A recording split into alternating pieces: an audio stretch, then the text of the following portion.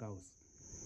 So it was a whole mind shift. So by the time I got to campus, we were considered district focus guys. So Rigiji and Ruto are a few years ahead of me. And I can completely understand where they're coming from. I mean, my homies, man. I mean, you saw how Rigiji went for that arrow route. You know, you saw how he does it. Yeah, I feel him. And so you come to campus and, you play rugby and you do all these other things. I was not happy with that, so I went to the Polytechnic. I did a higher national diploma in electronics. I come out, I have a degree and have a HD.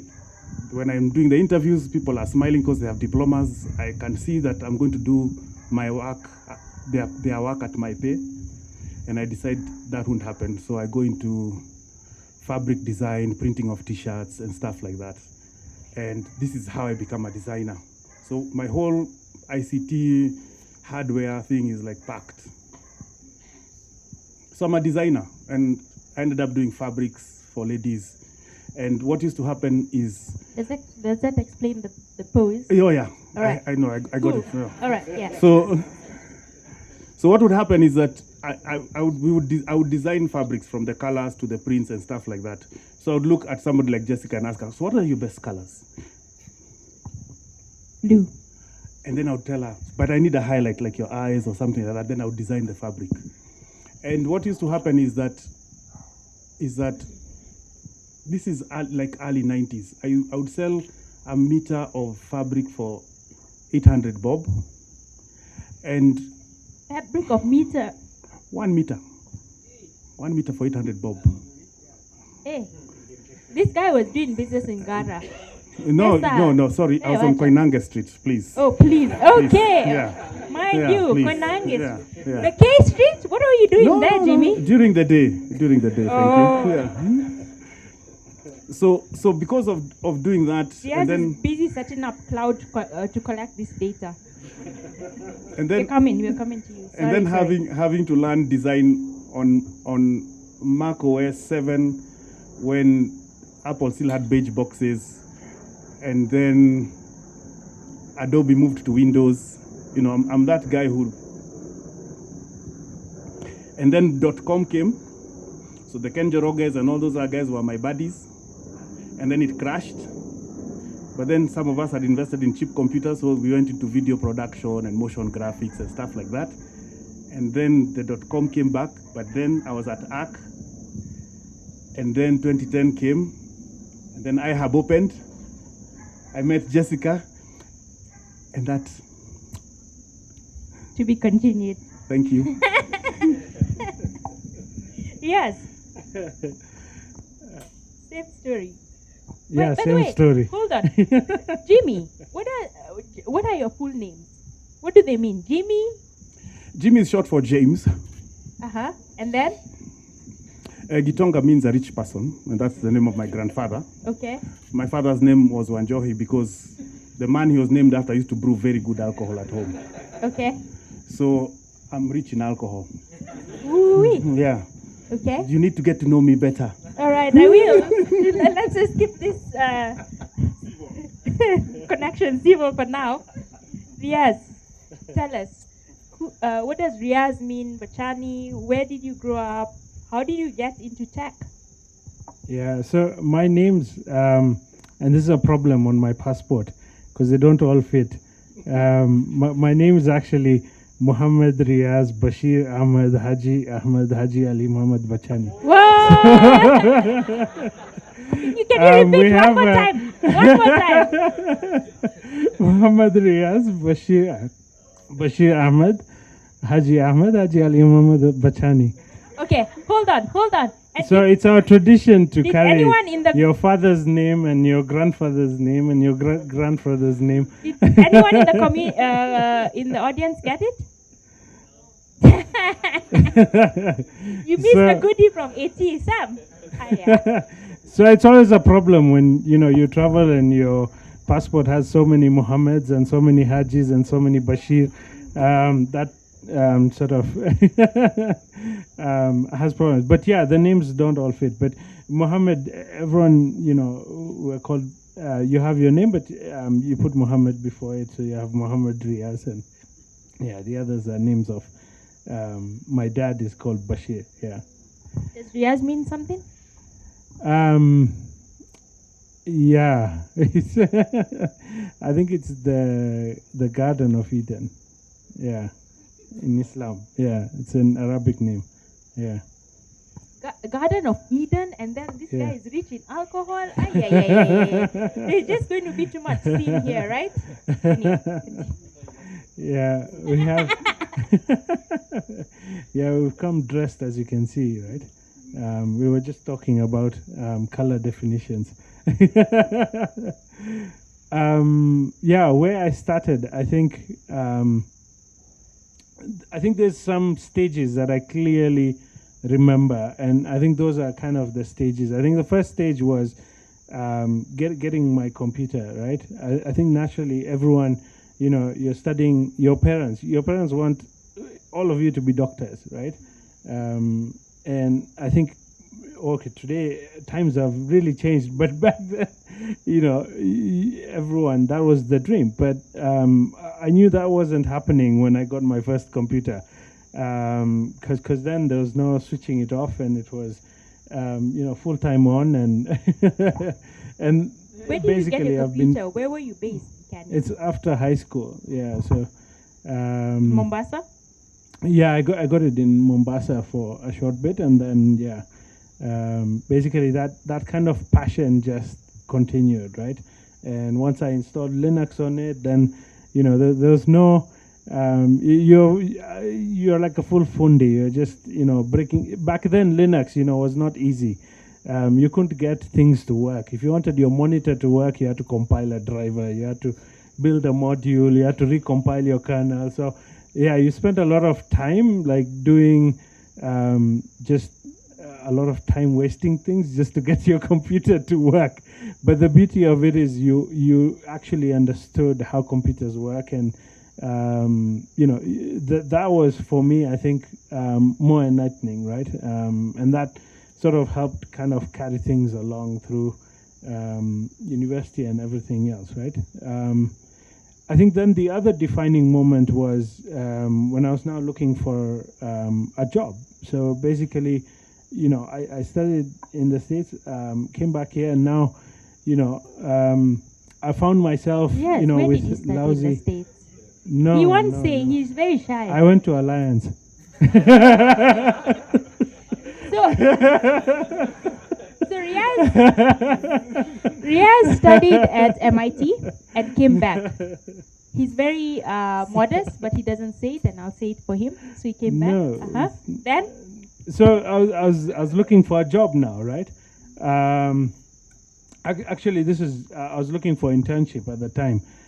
So what I knew, because I was on break and there was no internet here yet, right? Is dial-up, and before I went to university, I dragged up a huge bill at my parents' business, dialing up and doing applications, all those things. So, because you had to pay per minute, and I think it was then almost 5-10 shillings per minute.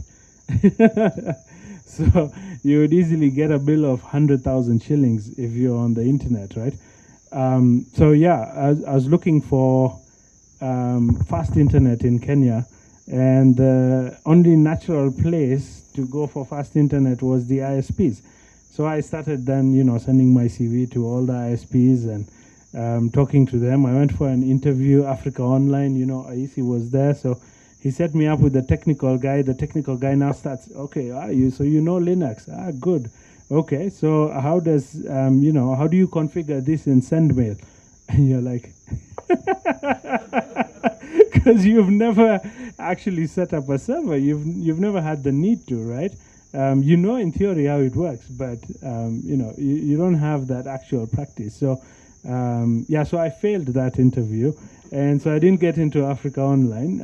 But instead I got into Swift Global, right, which was Africa Online's competitor, and that's where I met many good mentors, and at the same guys like Richard Bell and others, and basically that's how I started my career. And I think I stayed in that networking space and trying to build networks here and try and bring the internet here.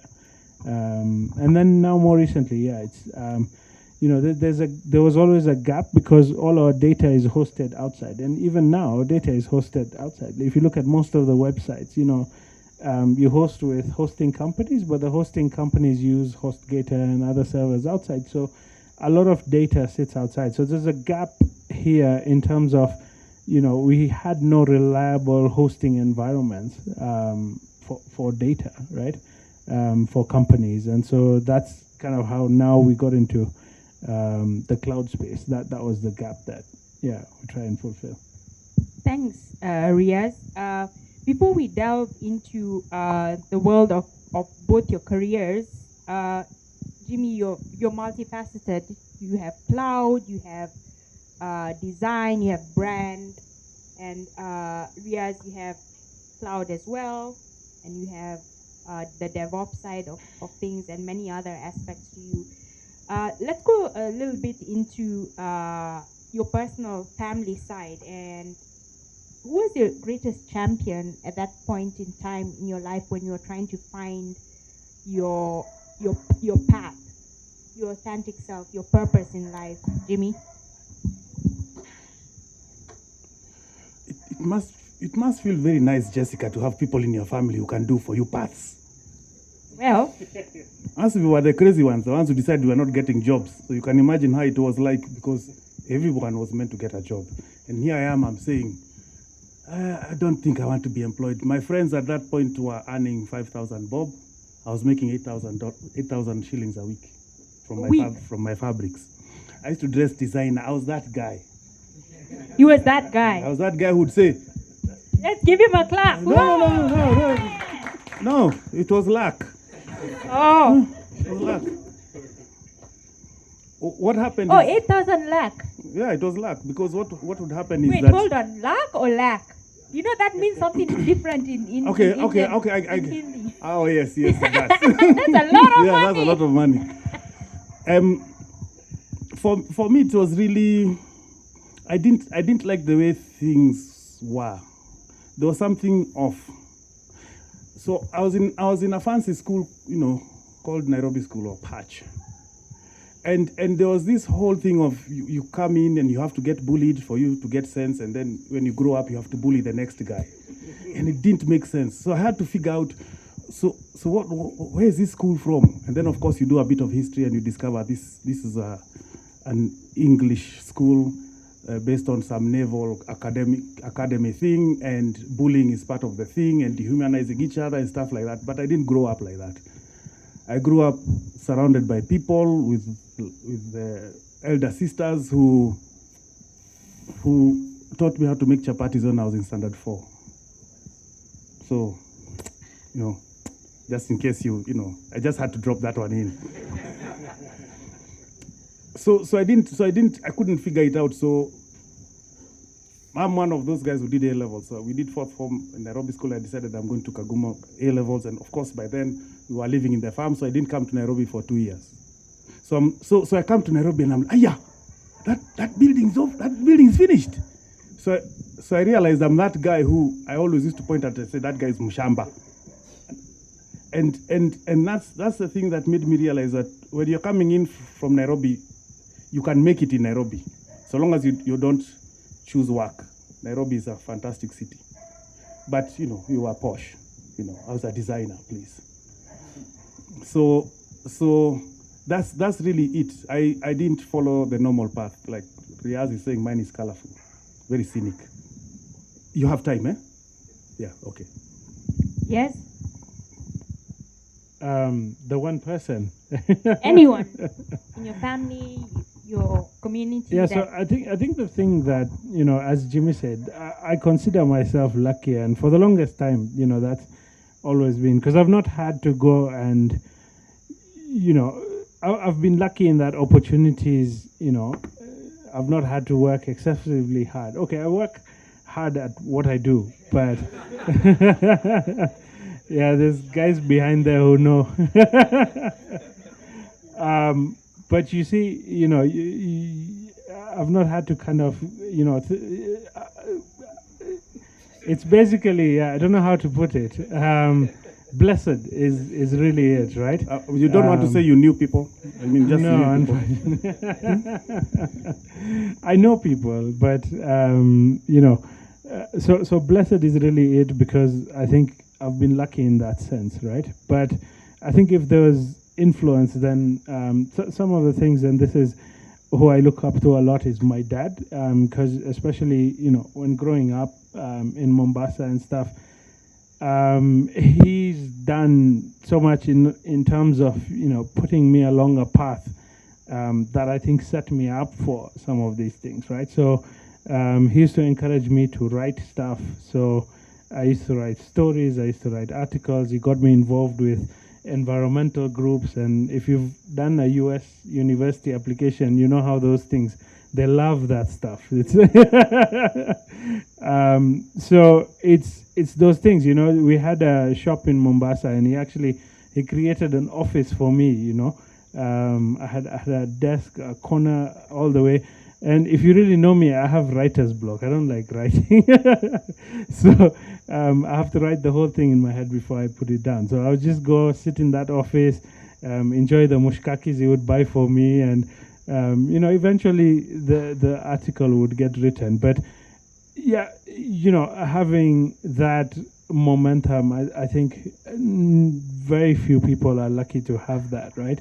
And he used to get these articles, published in Sunday Nation, and get even a book published. So that is all him, right? Who actually was able to drive that childhood. Yeah. All right. So, Jimmy, you said your first job was a designer, and your first job was A writer. a writer. No, Really? it's computers. It's always been computers. Yes. So, tell the audience a little bit about your first jobs, and then how you transitioned. What kind of skills did you actually have at that point in time, and how did you identify the gaps? Were you actually self-aware or hyper-aware of those hard and soft skills? These guys have it easy these days, right? No. I can see the war you're trying to start. I am trying to start a war here. Yeah, Come on, let's no, do it. I won't fall for that one. The Okay. thing I find interesting is what Riyaz is saying, is that Riyaz is actually an artist. The thing of having to see the thing in your mind, whether it's a drawing, whether it's a story, that's creativity, that's art. And Circuit board. by the way, that's art. So for me, it's that's an interesting question, actually. Let me think about it. Riyaz. Yes. Sorry. So, sorry. This story, it's a mini story, but I think I still have the picture. So we were drawing, what the Zuku network would look like, right? Talking of this. So we started drawing, we were like, we'll have our core router here, we'll have these aggregation points. So we draw, we draw like the core router, we draw the aggregation points, and, you're like, we need redundancy stuff. We spent that, we finished drawing, and the thing looks like, basically fallopian tubes, ovary, like it was. I still have the picture. It just came out. So that's art, I think, from our perspective. It is the Zuku's network, but it did look like, ovaries and fallopian tubes. Huh? Okay. You had to be there, I guess, or I'll show you the picture. Why don't you demonstrate it like so? No, there's the core router, and then you have No, aggregation yes, points. you've been a nerd. I Yeah, get it. okay. All right. What I'm asking, how did Yeah. it feel to actually draw like that first concept? I mean, you are one of the trailblazers behind the Zuku network. Today, So- what is Wananchi at that point in time? What did it feel like? Well, that's the fun part of it, and it's always been the fun part of it, right? Is getting something impossible, and then creating it. I think Sam can attest. I think everyone here can probably attest, right? You get into your first job and you don't know really. You just put in the deep end, right? If you get into a job which has like really good orientation, all these things, I don't know. For me, that would that would put me off. But it's that thing of actually figuring out. So, at Zuku, no one had done triple play, right? Everyone thought that internet would be wireless in Africa. So now here, and we had seen, at least I had seen, there used to be the cable networks, and we always had this debate: is the internet in the US is all carried on cable. Why not, here in Africa? And it's like, how do they do it? And we had to figure it out. We had to learn DOCSIS, and we had to learn HFC, GPON, all these things, and then figure out how exactly are those cables laid on the electric poles, and things like that. And then, you figure that part out, and then guess what? It's triple play. So there's voice. So now you have to figure out voice over IP, and then you have to figure out, the TV part. So you have to create basically an entire TV system, and all of that. And that's the fun part, right? But through this, you see, the beauty of it is also working with people, with teams. That's kind of what makes it more fun. So we had an incredible team at Zuku, right? The engineering team: John Puru, Ken Dirango, John Mwangi, James Kiru, all these guys. These are the guys who actually made it happen, And then we had a serious project manager called Rael, and basically she, Ezra knows Rael. So that was the team that actually made it happen, and it was just fun. So I can't really describe how you go about it. You kind of apply yourself, you learn new things, and you figure it out. Yeah. So you're trying to figure out yourself, figure it out. Is that your advice? Yeah, in terms of technical things, these days obviously there's better tools, but challenge yourself. That's my advice. But in terms of life, yeah, I'm still figuring it out. That's great to hear you're still figuring it out, Riyaz.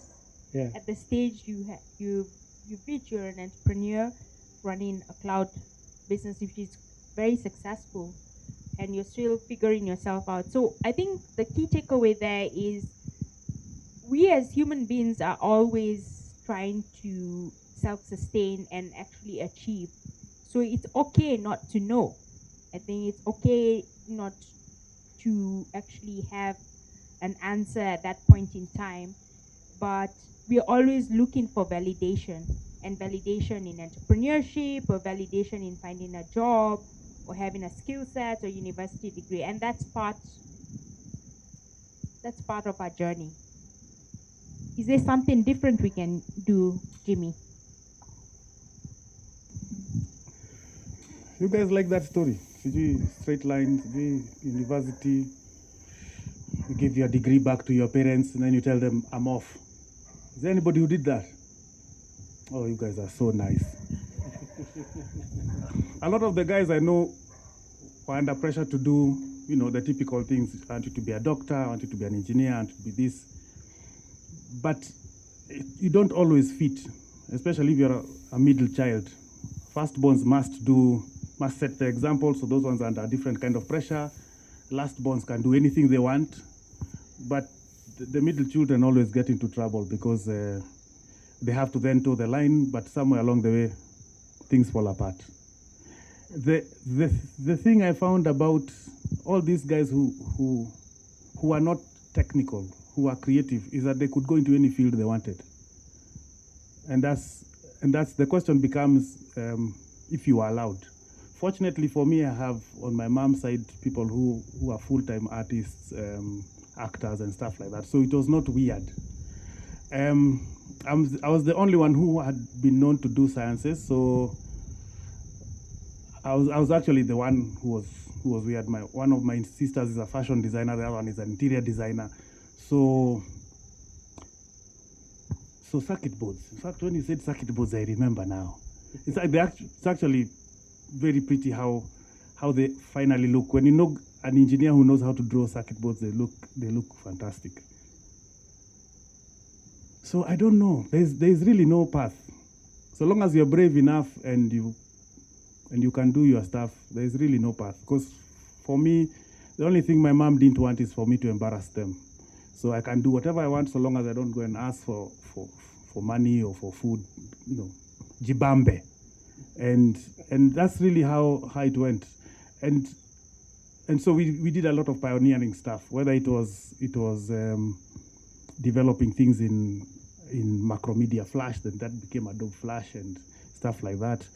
Or like when I met Garoya, we were doing animation stuff at some dungeon on Peponi Road, and I was fascinated that he was a coder and I was a designer, and we could have conversations. So there's no straight line. There is actually none.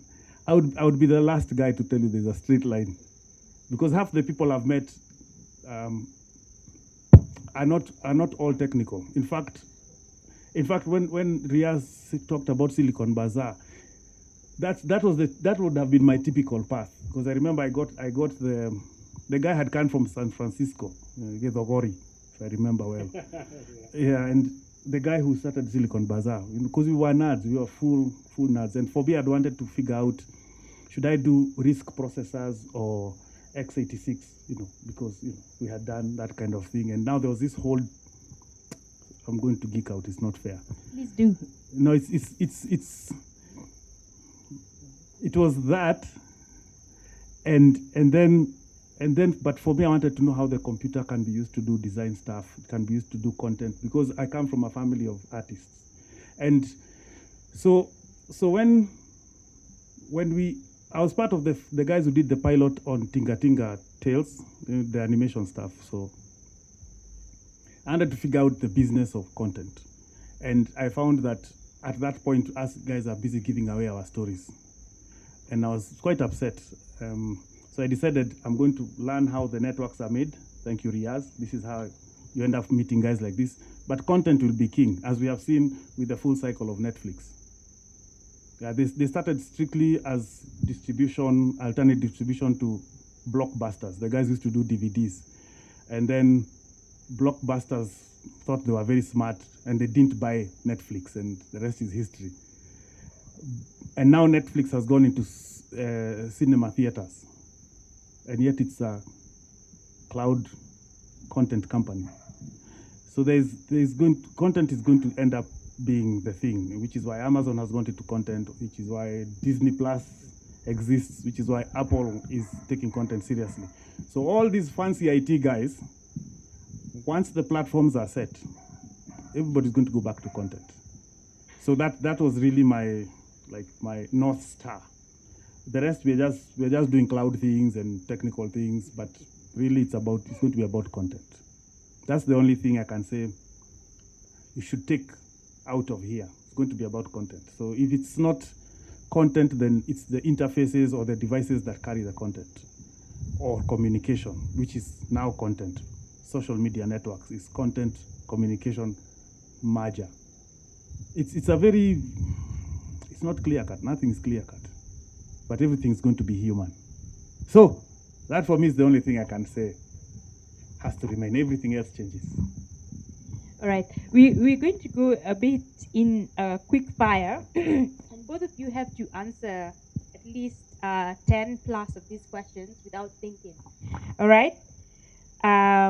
So here we go. What's Riyaz and Jimmy?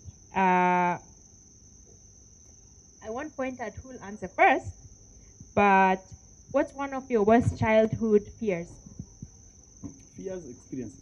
Fears. Quickly. Monsters in a dark answer mountain. quickly without thinking. Yeah, monsters in a dark mountain. Fears. Jimmy? Unless drowning. That's the only thing I can think of. Yeah. Okay. Jimmy, what's your ideal night out? Hike. You hike. You hike to a spot, you tent, you cook, you talk, you watch sunrise, you sleep. Yes? A movie. Why? No, I love movies. I love What content. type of movies? Blockbusters. Yes, in another life, what would you have been? Why? Exactly, why? I've not thought about that. Maybe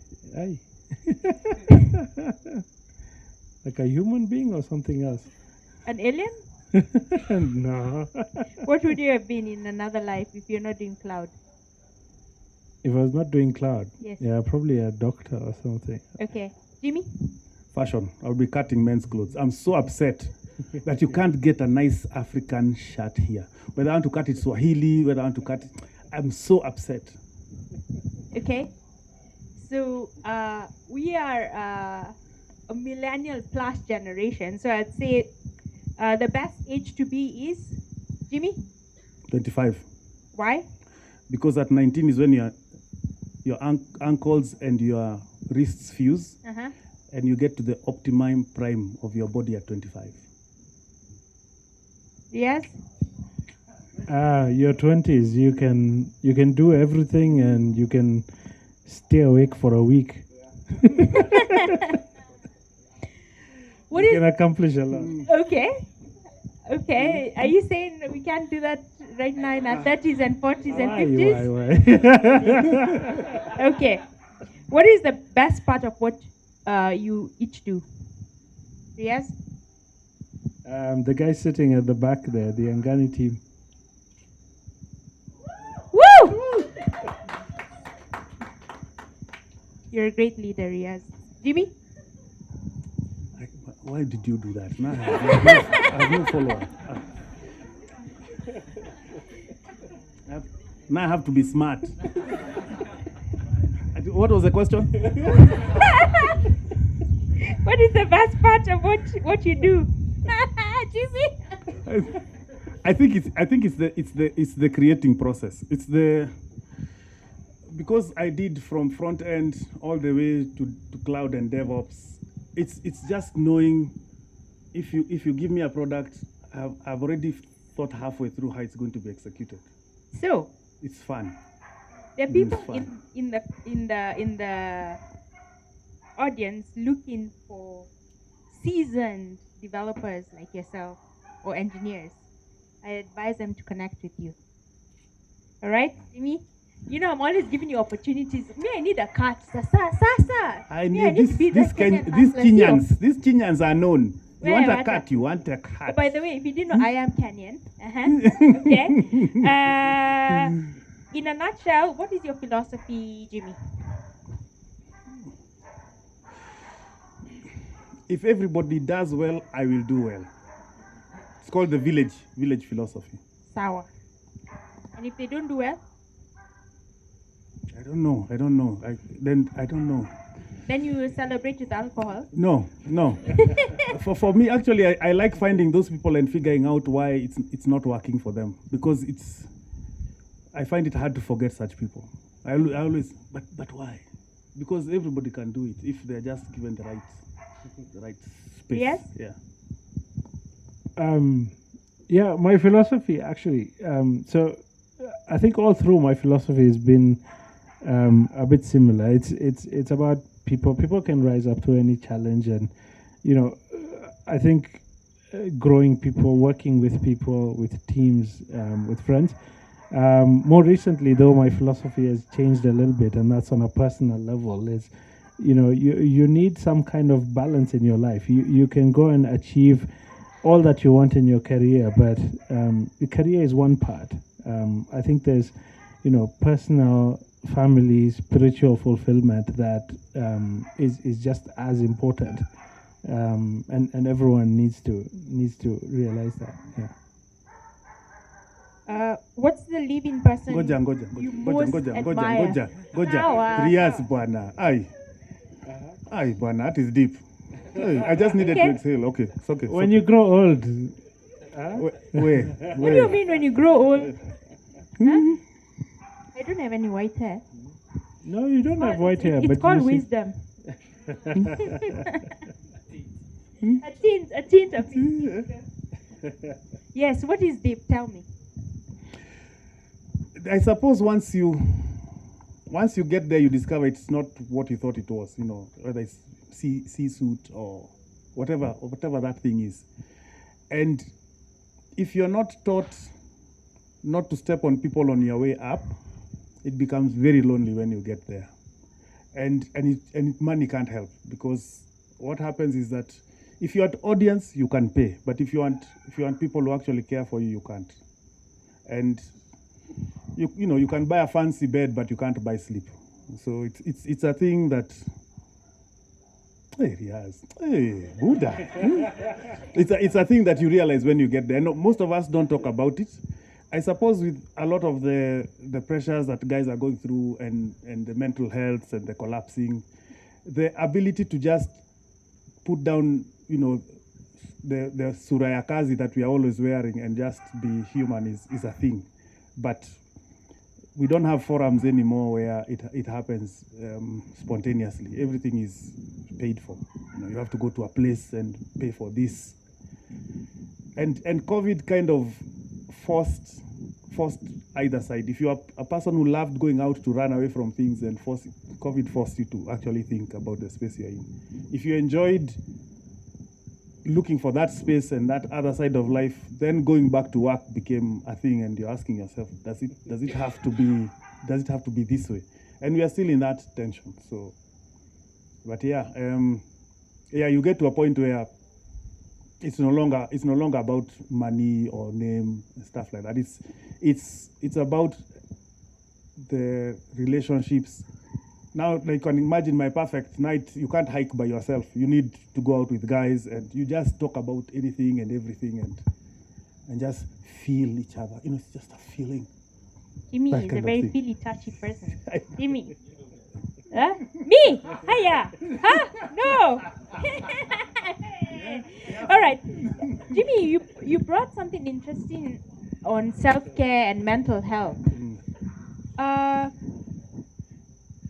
We don't talk about mental health as a community very openly. It's seen as a stigma. And I'm a big advocate for mental health because I've undergone depression, and I've founded companies based on depression and come out of depression. And I've had greatest person in my life take me out of it. That's my mom. And if you don't have this kind of support around you, what do? What is mental health to you? Why don't we talk about it openly? Let me sound clever. I think the biggest problem is we have two philosophies or sources of identity that we are competing with. There is where we are coming from as African, which we would call communalism, which basically comes down to this: I am because I relate with people. So, for example, who you are to us here is not who you are to, say, your grandmother or to your mother. And those ones of us who are communal in that sense have no problem having multiple identities. And everybody fits at a certain point. And what happens is you realize that you are that kind of person when somebody calls you with a name that is used by another or is used in a different space. That's when you realize you have multiple identities. And if you speak one or more languages, it becomes even more complex. Now, on this other side, we have your liberal individualism, where I think, therefore I am. And everybody else is meant to relate with you based on what you think you are. Now, the problem with that is that if you have a false sense of self, then you expect everybody to deal with you in that false sense of self. Now, the problem becomes when your sense of self does not correlate with the world, and that's when the crash comes. It can come when you're young, it can come when you're 35, you can come, and people crash differently, but the crash definitely comes. When the crash happens, what do you do? The question becomes who you relate with. So if you don't relate with anybody, you will go to an institution because you will pay. If you have friends, because you're communal in that sense, then you have a network, you have a softer landing. The question becomes how important those people are to you, so that when they tell you something, you are taking it seriously and not just brushing them off. That really is how you come out of it. And it's normally a very important person who does that. It's normally a loving person who has to come there for you. And normally at an institution that doesn't happen. So Jimmy, have you crashed in your career path? Fortunately not. Yes. What are your thoughts on this? Yeah, I think the other thing, that helps, at least helps through dark times, etc., is also religion, right? And I think just saying those prayers, knowing that someone is watching over you, there's nothing like that, and so I think, that emphasis, that connection is also very important, because prayers help you through dark times, right? Yeah. Let me throw spanners. When we say, and it's not a question, but we seem to have bought into the philosophy that science solves everything, and therefore the stuff we don't know and understand should be explainable. But then when we chase the science down that road, we always come up with roadblocks. But I think it's normally our pride that refuses to accept that we are smaller than the universe, and therefore we should have a more grounded sense of self. Because there is this debate we've been having with a friend of mine about evolution theory, and I've been telling him that it's fake. That whole story is fake. It's completely fake. But if it's depending on which community you are in, you can't use politically incorrect words like fake. And I normally challenge people. I tell them, one of the things we've done is, we've done, the physics, the semiconductors, and all that stuff. And you find that I don't know that it's ignorance or it's a lack of humility. I don't know what it is, but I found that all the people who crashed because I would then want to find out what happened, it was always a delusion. They had a sense of self that was meant to not, especially young men. I found it very strange. But then when you ask them, you find that they were normally told you are the greatest thing after sliced bread, you are this, you are that. And sadly, when you come into life, nobody cares. Nobody gives a damn. And you are kicked in the stomach and teeth are flying all over the place. And you're busy saying, but I'm the guy. But you're not. And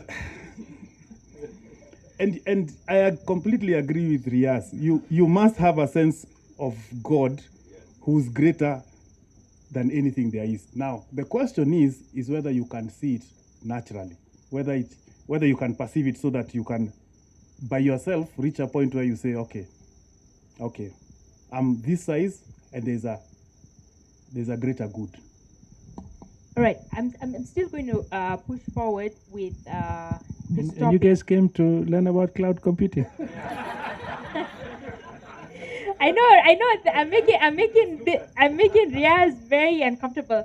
The cloud computing part is to network with Riyaz to learn more about cloud computing and talent communities. So, Riyaz, how many here have actually had some form of mental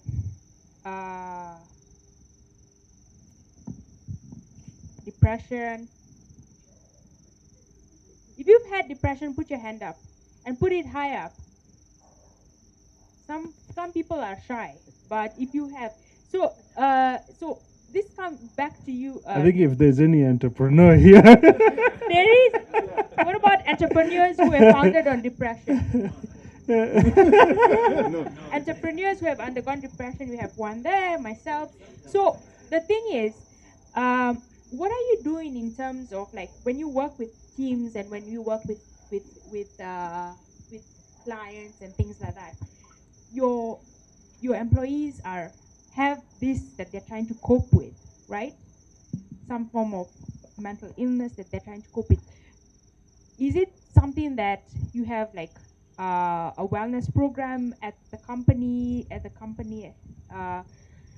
I mean, where they're employed, do you advocate for that? You know, because when we talk about like the evolution of cloud and we talk about the evolution of talent communities, we're always thinking cutting edge. What's the next thing? What's the next protocol? What's the language? And how do I get that certificate from Udemy and blah, blah, blah. But we don't think about the soft things, the things that really, really matter for somebody, an individual to really, really thrive and actually be like in their full self-actualization or undergo a full metamorphosis and really fly.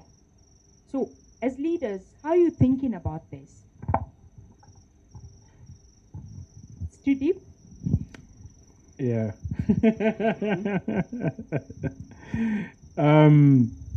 You know, the thing is, like I said in the beginning, we went through, I think, an evolution where, you know, this stuff, in our time, yeah, it wasn't that nini, right? The deeper the swimming pool you threw someone in, the more they learn to swim better.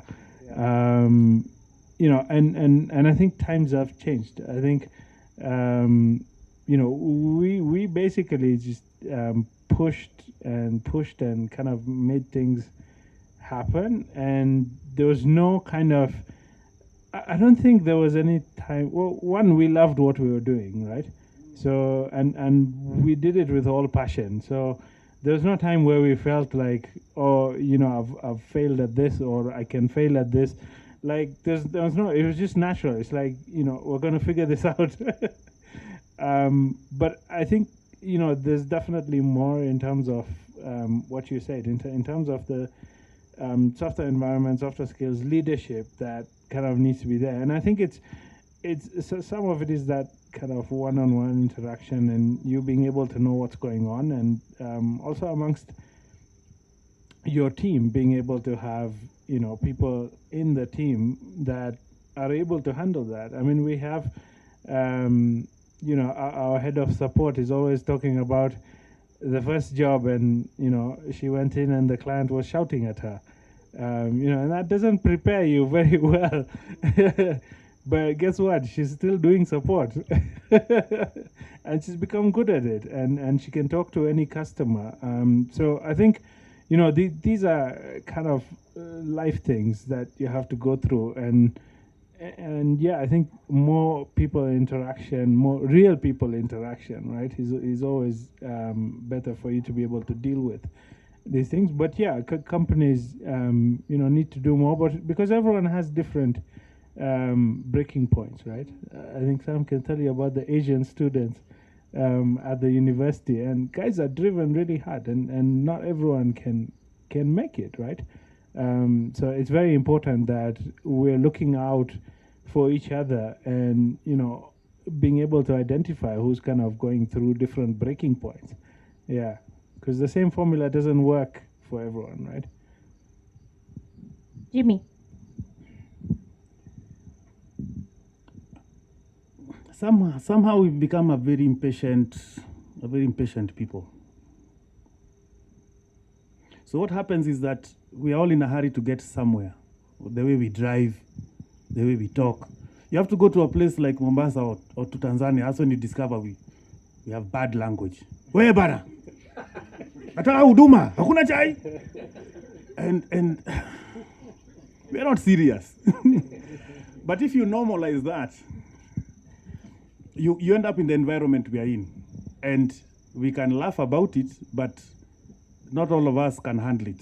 And the feeling I got when I came back to Nairobi is realizing that in Nairobi you walk with your hands up, your fists up next to you when you're walking down Nairobi.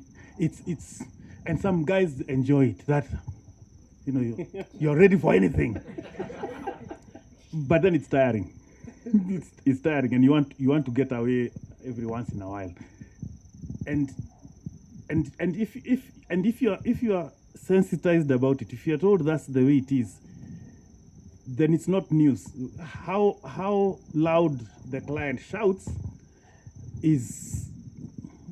can be handled, but that the client will shout, if you didn't know that, then it's complete shock. And now it depends on how you think life should be. But if you grow up in this city, it's never that serious. That other person it's never that serious. And I think that's why we don't beat each other on the head all the time.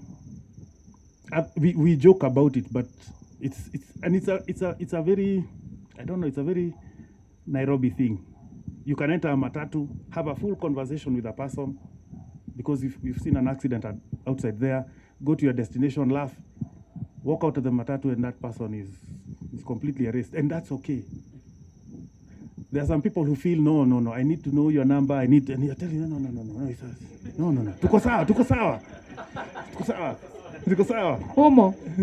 Yeah. You're missing out. Yeah. I think everyone is like that. So so for me, it's when I come across people who are in that darkness, I try and move them away from the thing they think must happen, which is what is causing the crash. I tell them it's never that serious. If the doctor told you had 6 months to live, I guarantee you this thing that is worrying you, you'll drop it. And now you'll look for people to actually talk to. So if you actually lived every day like that, what would happen? That's deep. Okay. Let's talk a little bit about the talent communities. We touched a little bit about the evolution of cloud, and if you want to know more, the networking after this. But let's go to talent. So just to summarize, mental wellness is still a stigma in our community, and we still have challenges talking about it. But you can see our leaders actually trying to do something with the teams they're working with, and we are trying to be more self-aware and aware of what is going on around us. I think it's important to note that. And when we come back to talent, what are some of the misconceptions that we have here in Kenya or the African ecosystem as a whole? We had a CTO fireside chat at Akira Chicks about 5 months ago, and someone in the audience says you only have to stay at a company for 12 to 18 months, and someone was like, well, I've been here for 10 years, and I actually have engineers who are with me for the 10 years. Every time big tech comes into the ecosystem, the likes of Google, the likes of Microsoft, who have been here for 10 plus years, they've been taking talent in and out. Even our local companies, the Safaricoms and Oracles, have been taking talent in and out. And when there's something new, boom, we see a journalist saying, tech wars, talent wars. What are your perceptions about this? Yes, you're always giving Jimmy the hard questions. Hold on, you need to start now. No, it's Jessica loves this topic. I guess the whole industry loves this topic. I think there's different things.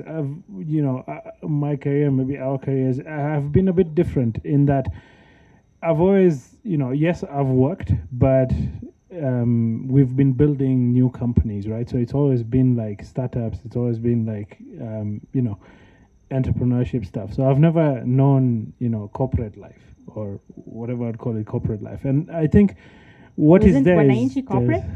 Well, yeah, I mean, at that point. exactly, yeah, that point. And what happens is you have different types of people. It's for example, it wasn't everyone's cup of tea when Wananchi became more corporate, right? Because then, company politics sets in and structures set in, different things set in. And so you don't find, what drives you, and what drives you is different things. If you're used to building things, you want to be building things, right?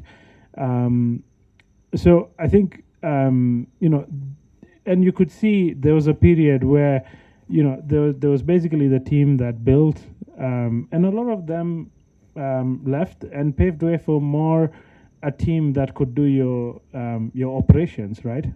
So I think the same way in terms of tech talent, there's room for everyone, and I think today if we look at the guys who are working, for example, at Microsoft and some of these, they're people from our community. They're people who we've interacted with because they're developers. They're really good developers, and they've possibly tried their hand at entrepreneurship, and this other offer came in, and it's much better for them to go and become still a developer but getting a big fat paycheck than trying to make your business work, right? So there's room for all that. I think the disruption comes in terms of the industry as a whole, because when you take out 1,000 developers from an industry like ours, that's a big hole to fill, right? And then who's going to fill that hole? And I think that's where now, us guys will have to continue doing what we're doing, and which is growing talent, right? Because you have to be able to take in young people and give them the skills, right? Challenge them, give them opportunities, give them root password, give them the skills.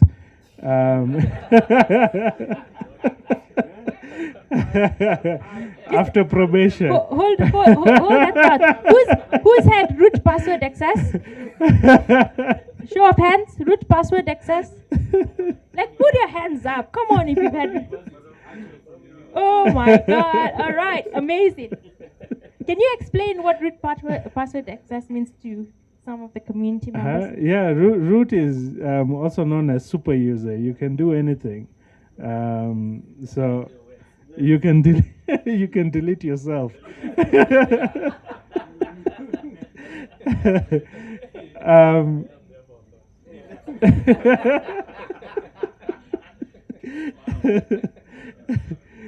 So I mean, we have this thing, and we've lived through it, right? We have young guys. We always tolerate young guys when they first go to the data center, because inevitably there's a cable that will be touched that should not be touched, or a loop that has been created.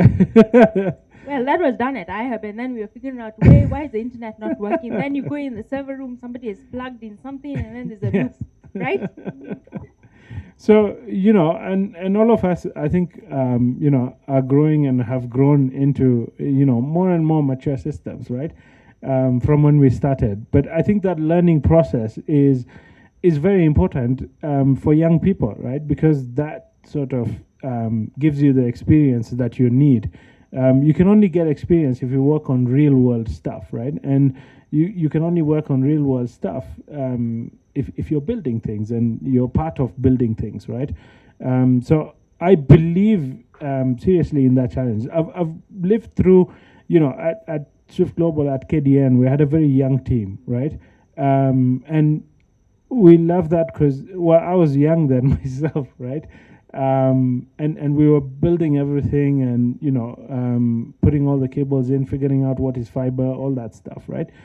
Then at Wananchi, we had basically a team that had experience with networks, with things. They knew how to do things. But guess what? It was, there was a spark that was missing. There was innovation, ideas, kind of can do everything that was missing. It was a more sober, like, everything was mature, everything was laid out. It was a bit boring in that sense, So so at Angani, we've kind of always had this policy: you come in through support, you come in as someone new, and you earn your chops, you grow, you learn. It's a great learning environment, right?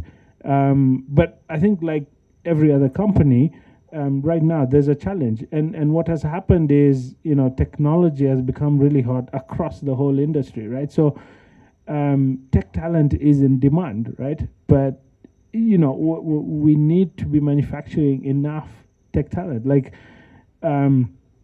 Safaricom Sorry, and Microsoft. Riyaz, what kind of tech talent? This is the thing. This is it's a bit of a juxtaposition, right? We keep on saying tech talent, and then everyone thinks tech talent is just software engineers. But what is your definition of tech talent?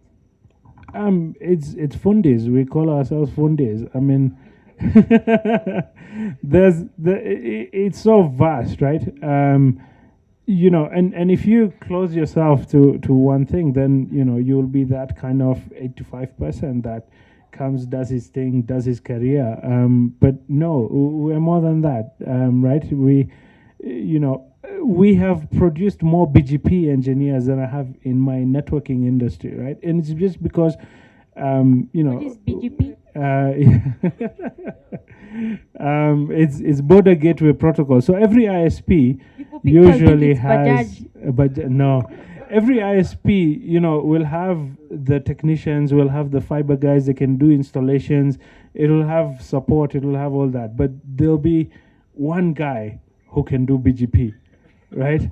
BGP is what is used. It's the protocol that's used to connect networks together. So if you're an ISP, this is your network.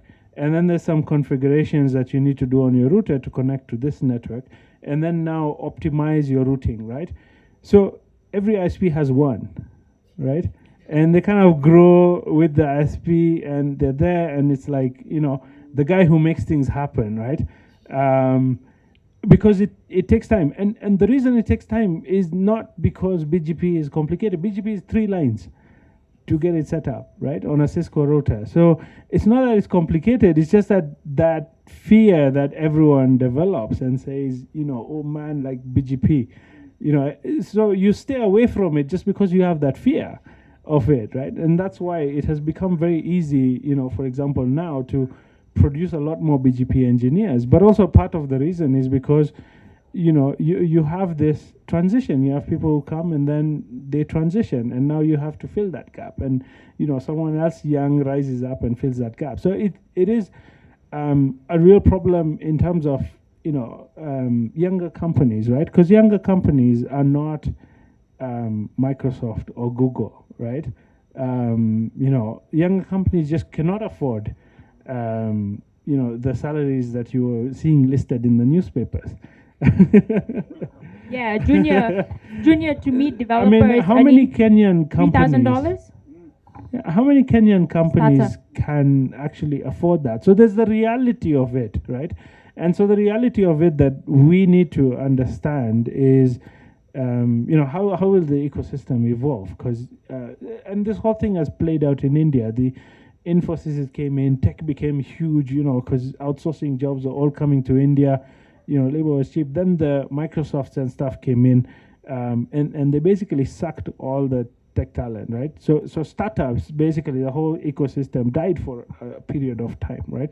And then now suddenly, it has all risen up, right? So it's all becoming active. And part of the reason it's becoming active is because startups are raising lots of money. So is that what we need to do? Do we have room for a small startup that can struggle and kind of go through a hardship and build itself, or should all startups be going and now raising money? And is that even possible? So for us idealists, we were just talking about it, and some will agree. We have been here. We've been building Kenya. We've been building this country, right? And we'll continue to do so. I think, it's very good if we can have continuously increasing people that realize, let's build Kenya, right? Let's have a bigger goal. Let's get, my happiness with Zuku was derived from making sure that my house in Mombasa, there was a cable running by it, right? And that was the joy. Now, obviously, it doesn't get me a Mercedes, but we need people who are interested in developing, and developing is many things. It's developing our people, it's developing our industries, it's basically going out and see, because we are the ones who will solve our problems, right? And there's a lot of opportunity in solving our problems, in digitizing, in modernizing our whole ecosystem here. And so I think that's where there's a big opportunity, and I feel that's where we lose it. Yes, I mean, there is a lot of people who are being developed by the bigger companies, but the bigger companies are not solving our problems. So I think we kind of need to get together, and we've had some discussions with some guys. We'll start doing roadshows. At IHAB, we had roadshows, right? And we would go to universities. Ndiga used to go get a NOAA, and we would get in, 5-10 people, and we would basically go out. We would go out to Egerton, we would go out to USIU, we would go out to Catholic University, and we'll start doing that again, right? Because... Is this as Angani? And well, the Angani team, if they want to join, yes. I know a lot of them will, but like I said, I build networks. So this is just part of what I think needs to be done. I think, isn't this an opportunity for you to piggyback on this? Roadshows? This is what you guys do. Yeah. Exactly. Yeah. So, that's kind of what is needed now, right? Is we go out, and the good thing is we have bigger budgets than, what we used to do back then. So we're able to invest, in proper training, development. Like, we run an internship program. I think all startups run that internship program, so that we're actually able to expose guys to real world scenarios, and then now start solving our own problems, right? Africa has enough stuff that, opportunities that we need to capture. Yeah. All right. Beyond fintech. That's true. Jimmy? When we were at the IHAB, Riyaz was the community director, and I was the community Mtu wa Mukono. And it was a very interesting, when he mentioned that, he reminded me of the fact that as IHAB, we had to bring in corporates, but all the corporates were saying they would like to interact with developers at the user group level. So we set up user groups completely for fun. It was fun. And guys would come and talk about facial recognition. And we're talking about 8 years ago. So those guys were, there was one guy who went on to work for a company called Innova, but he was too good. He was taken to the UK, and he disappeared because he was good. But when he'd do his presentations, we would all be like, and then Microsoft started seeing that this thing actually works. But then you know how Microsoft is. They blow hot, and then some fancy new guy comes, and that whole thing collapses. But a lot of those guys then ended up either doing startups or ended up getting employed at the Safaricoms. And now what has happened is that almost that entire crop, including James Digger himself, who's a recruitment guy, all came from IHAB, from that whole thing. And we were talking with a guy called Dr. Bright. Do you guys know Dr. Bright? And he's in the same like starting point. And I was telling him that our joy now is that we've created people who are being paid on 1.8 million Kenya shillings per month as devs.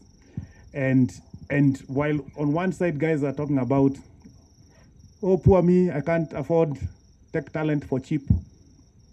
Some of us are laughing and telling them, so you wanted global standards, then global pay. And this is the consequence of the fact that we are good enough and guys have come here. And now the question becomes, these guys who go in and then come back out, what will they set up? Because then they'll be able to attract investment because they have new networks in those fancy corporates, and they have what they call the FANG credentials, Facebook credentials, and those kind of guys kind of attract money. The rest of us stragglers with our slippers, huku inje na akala, we'll wait for the crumbs because they'll come. They'll come at some point. They'll come because some will want some fancy house that needs to be automated, and the fundi just has to get on with the business, and at the end of the day, it'll work. Our problem, I suppose, is haste. We're in a hurry to get to San Francisco, and yet it takes 40, 50, 60 years to get there. We just need to be patient with ourselves and not take everything seriously. Like Riyaz is saying, if you pull that cable and shut down the entire internet for the ISP, like there's a time Facebook went offline. Everybody was saying, "Oh, I fear. Oh, I'm afraid who that engineer is." And I was saying, "No, I don't think it's that serious. Nobody has died." So it's lost billions of dollars, but no, nobody has died. So we need to relax. We need to relax and give ourselves enough lead time and enjoy the journey because we'll get there anyway.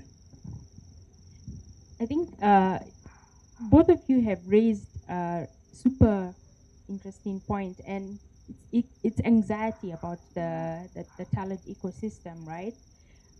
We're all anxious. Am I going to do I have the latest skill set? Can I work with the latest customers? And let's face it, ladies and gentlemen, we all think in that, right? We all want to be with the latest trends, and that's human nature, and that's fine. But Jimmy and Riyaz, what's your advice to upcoming entrepreneurs, current entrepreneurs, tech talent sitting in the audience and listening as well? What is your advice to them? If they want to work for big tech, go to big tech. If they want to work with existing tech startups or any other companies, what kind of advice can you give them in terms of trying to grow their career, trying to achieve financial stability, but also finding a purpose? I know I asked 3 questions in one. Jimmy. So one of my jobs at iHub was when a young person comes in and says, "I've got a fantastic idea. I'm going to be the deadliest next Mark Zuckerberg thing." My work was to cut him down. That was really my work. It was very sad. So I remember one young man who said he wants to set up a shop inside WhatsApp. I told him that's a fantastic idea, but be knowing WhatsApp is somebody else's platform and they'll eat you if they find you making money. But I told him, give it a shot. And once he started on that, he started seeing the Range Rover Sport that he's going to buy. And now we had to have a real talk of, okay, so how much is that car? It was 20 million then. And I told him, okay, what kind of lifestyle do you have, to have this car that's 20 million? Imagine yourself. So he says the house has to be at least more expensive than the car. Otherwise you look funny. I tell him, yeah, okay, you could be renting, but then you must own a few assets apart from the car because the car, is a liability and that kind of thing. So how much are you earning to sustain this lifestyle of about 100 million shillings of worth of assets? So it came down to something like $1 million bob a month. So I told him, we picked up the CEOs all over the place, Safaricom and what have you, and I told him, okay, how old is that guy? So, that guy is 45. When you're 23, 45 is so far away. And I told him, so are you giving yourself that much time to get that lifestyle? Because it's the life you want. Everything else is a way of getting there. And that's when it hit him that it's going to be a lot of work. I told him, yes, and you'll have to have a lot of guys as part of your team to make that money. So you have 2 options. You can work and be CEO and you have teams below you and you play golf and that money just comes. Or you are the startup guy who's going to have most of the ownership of something very valuable that guys will come and cash in and you cash out. Unataka gani? Because then it's a path you must decide now once you have an idea of the lifestyle you want to live. And he started making that he started building the shop, and there was a whole discussion of APIs and I remember there's another team of guys called Ongea who are then also working with Facebook And it was mind-blowing then. The fact that WhatsApp is trying to implement that, I don't know, the last 2 years. And these guys were like 6 years ahead in terms of concept. For me, that's the exciting part. That's the exciting part. That fine, he didn't make it. Probably got employed and stuff like that. But the fact that he thought like that for me is the exciting part.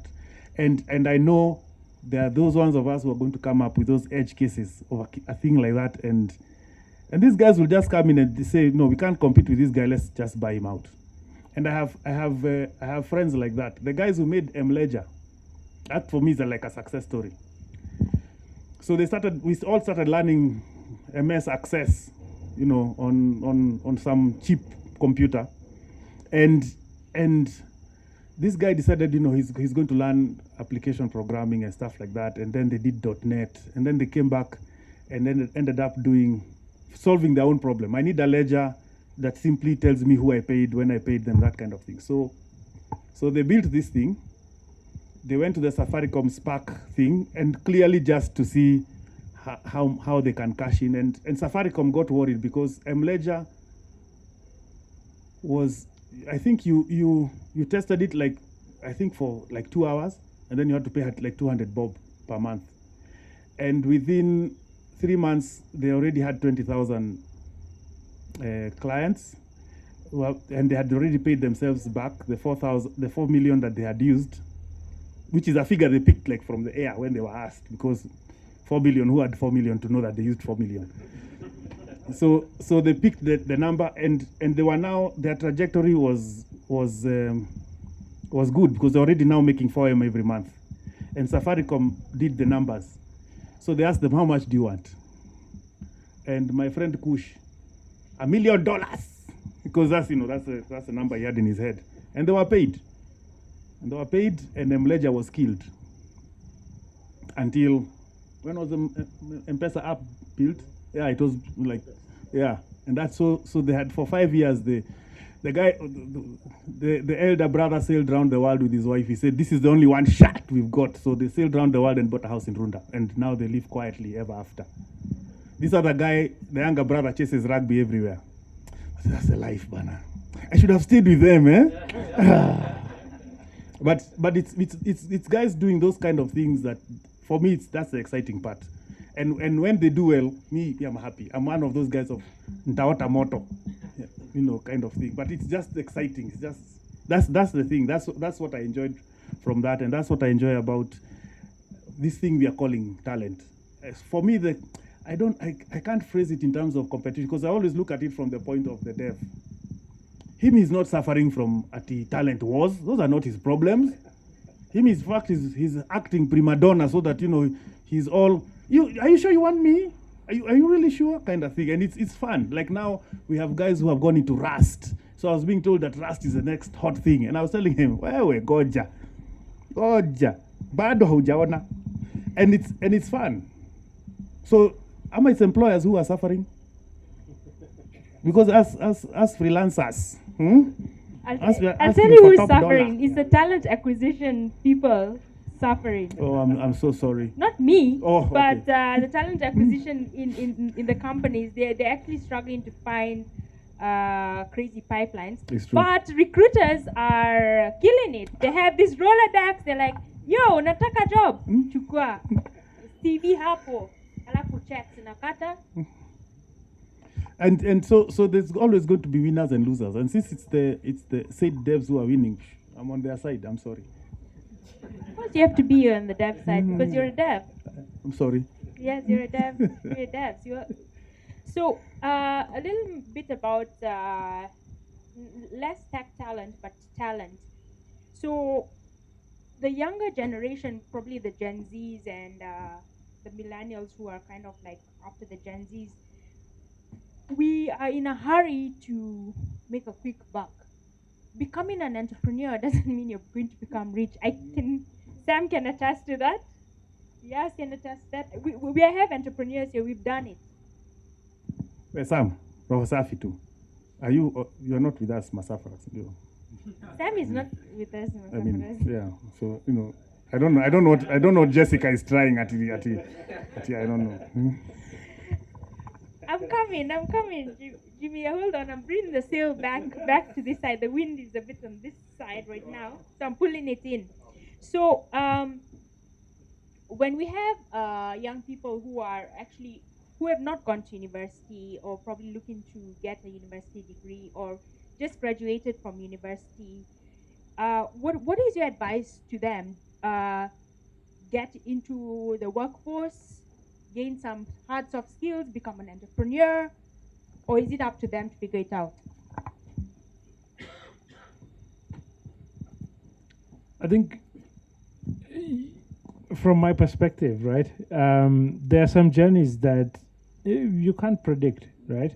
You couldn't have predicted that Microsoft was going to set up a developer center here and then Google would follow and stuff, right? I mean, when we were doing iHub in 2010, 2015, through our 5-year party, it was basically it's us. It's all the guys, a large majority of the guys, developers who went to Microsoft. I mean, they were sitting at iHub. They were trying to build, that application and that business and, and hustling. And, if Microsoft had not happened, then, who knows again what would have happened, right? We could have had more ledgers, or we could have had more mental health cases. I don't know. Okay. So I think overall it's just the evolution of the industry, and like I said before, there's a path and there's a part for everyone to play. The traditional way was, obviously you want to start a business, it makes sense to see how a business is run before, right? And these are things I think other people learn through books or learn through mentors. So there's different ways that you can learn, like Zuckerberg stuff. But, there's some realities about Kenya that I think no one should forget, right? The reality, I think, in Kenya is that real growth, real revenue, that's what counts, right? If you're making a company, you have to be able to put money on the table at home. You have to be able to, grow, have clients, have people. So it's not all about, the typical Silicon Valley story. So in our case, and obviously if you're doing that, then, also it helps to have and see how does a company work, right? But that said, you might have that really killer idea, right? We never know. And it's basically being able to take that execution. But I think even the guys, you become a senior developer, etc. It's because of the time you've spent, perfecting your art and kind of putting time into gaining more skills, learning more. That always is what everyone will value, and that also even in your own business is what will help you at the end of the day, right? When you become really good at something. So obviously it's how you get those skills count, right? Jimmy, I just want to throw a bit of spanner into the works because you're controversial and I'm controversial. We are trying to compete with other startup ecosystems, right? Israel has a very dynamic startup ecosystem, and they don't brag about like fundraising. They've raised millions and billions, right? Because they get a lot of support from the government, and startups are actually funded through the chief scientist that sits in government. But we've kind of gone off and emulated the Silicon Savannah. Someone asked what happened to Silicon Savannah. It still exists. It's just that we are kind of emulating Silicon Valley, where we think we have, yes, there's old money and there's new money, and there is money in this ecosystem where we're trying to get a lot of these companies in the fundraising mode. But Jimmy, we've raised, I think to date, from the reports like from Brighter and Brighter Intelligence and then Asoko and the rest, TechCrunch, we are closing towards the end of 2022 close to $4 billion US in this African ecosystem. Now we talk a lot about fundraising and we clap and cheer, and now we've actually heard companies who have raised in the last 3 to 5 years closing down. What is missing? How much did they pay the developers?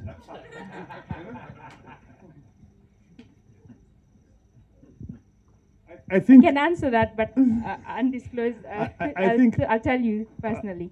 at the iHub at some point I was called the hype master because enyewe we were full of hype. Hey, si tulikuwa hey, wow. Hype master or poster child? I don't know what it was. Jimmy, hype but yeah. master.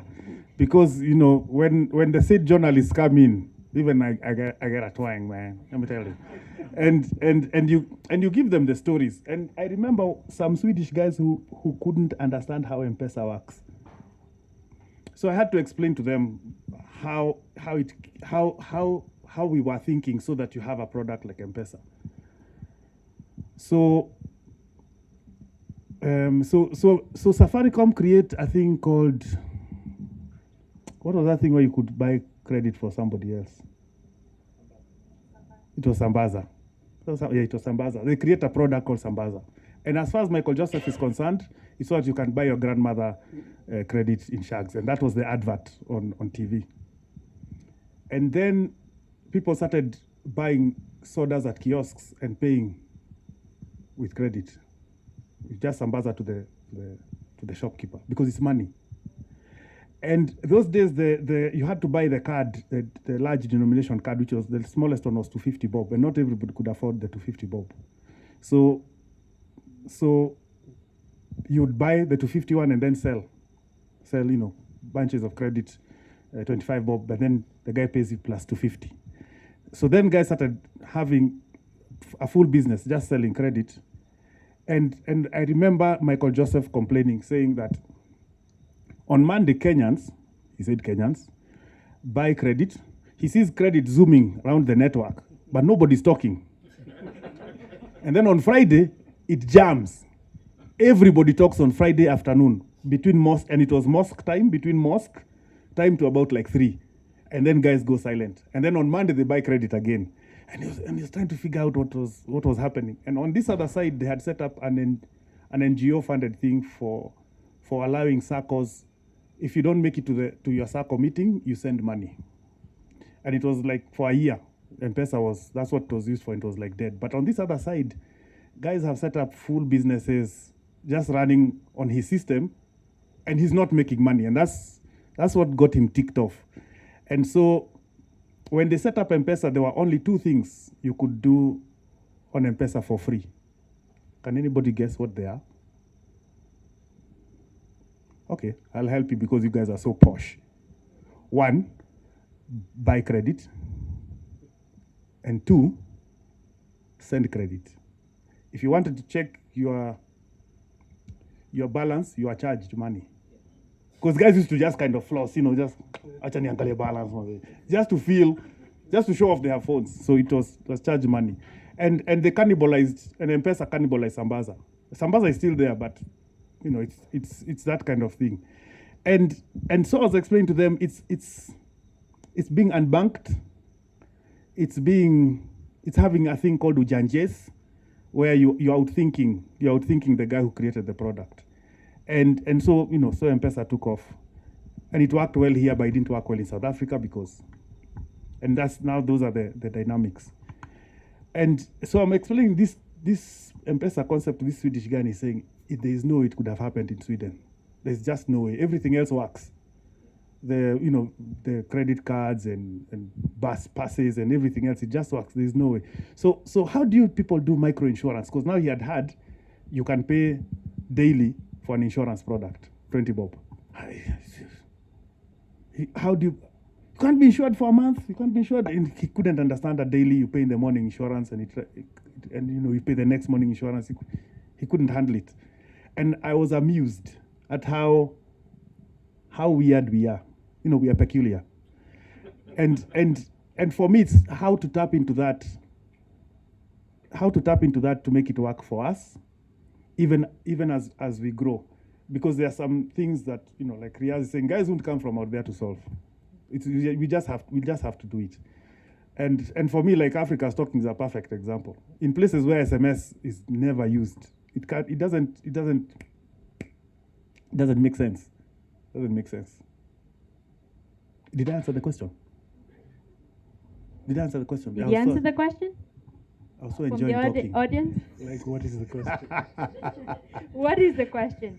I think, well, that these 2 points from Riyaz and Jimmy has sparked something. It's that we as a talent community also, when we're actually looking for opportunities, if you're a back-end developer or front-end developer, you really kind of like, you want to jump in quickly and then start swimming, right? Throw in the deep end, start swimming. I think the ecosystem is so mature right now. Did you know that Jimmy and Riyaz were in the ecosystem? Are you glad to have them here today? Yeah, because they're sharing gems. Would you like more like this?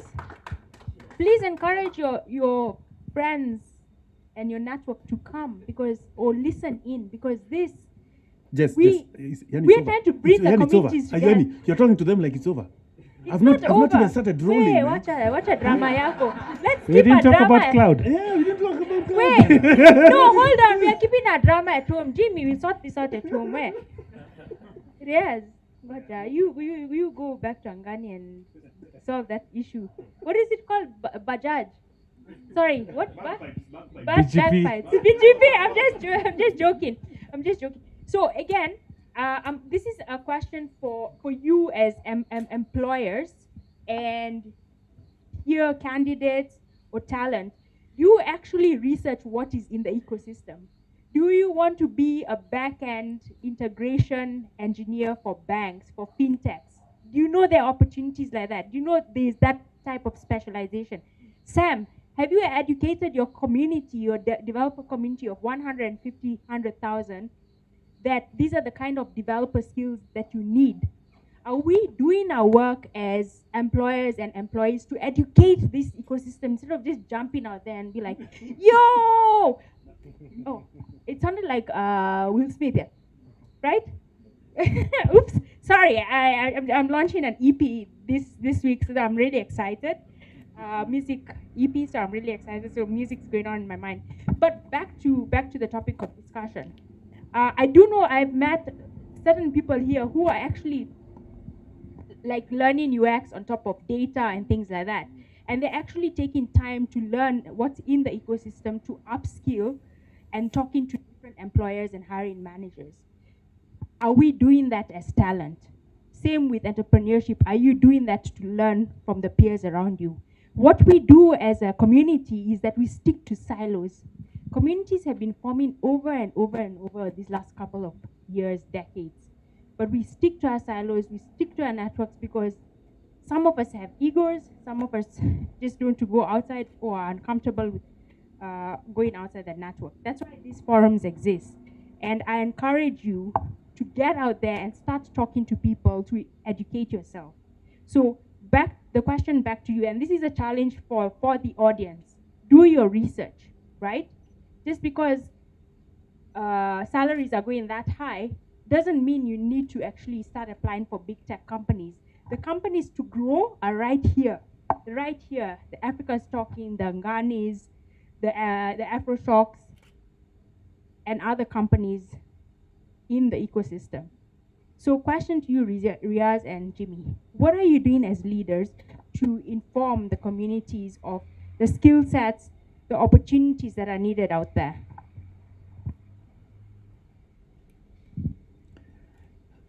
You said you're launching an EP, yeah? Yep, and it's called Metamorphosis. So you're actually an artist. I am. Jimmy, you know I've always been an artist, right? So are you guys just getting a thread here? It's a thread. Thread, Nini. Yeah. So what happens, a lot of us when we used to draw at the back of our books, or we were singing in the shower, or whatever else we were doing, we were not encouraged to do these things, because you can't amount to much in life, they said. But I have found that the people who seem to gravitate towards this kind of work are actually quite creative.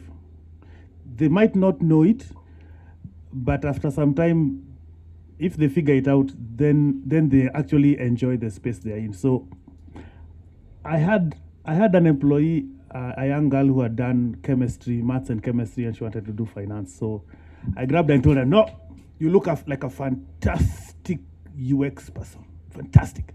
When I just look at you, just look like UX. And she thought I was a clown. It's just that I was the one paying the salary, so she had to be really respectful. And then what happened is we started ground floor, data entry, just getting comfortable with the computer, and then giving her research topics, and then giving her websites to build, depend, the full works. And she ended up learning PHP and then Laravel because she thought WordPress was psh. She got attitude, and now she works for Dalberg as a UX designer lead. And that whole, first of all, there is no at least straight path, but there is a thing you have that you've probably shelved it, that you need to look at, because even now in the US they're saying the people who are doing well are the ones who have done the so-called humanities, sociology and stuff like that, and then become devs. There's something they're bringing to the table, or people who focus on UX being done by women, because women have a more, what did they call it, a less mechanical way of dealing with UX, especially the experience of UX. And now the question is, if you get a person, and you look at them, can you feel?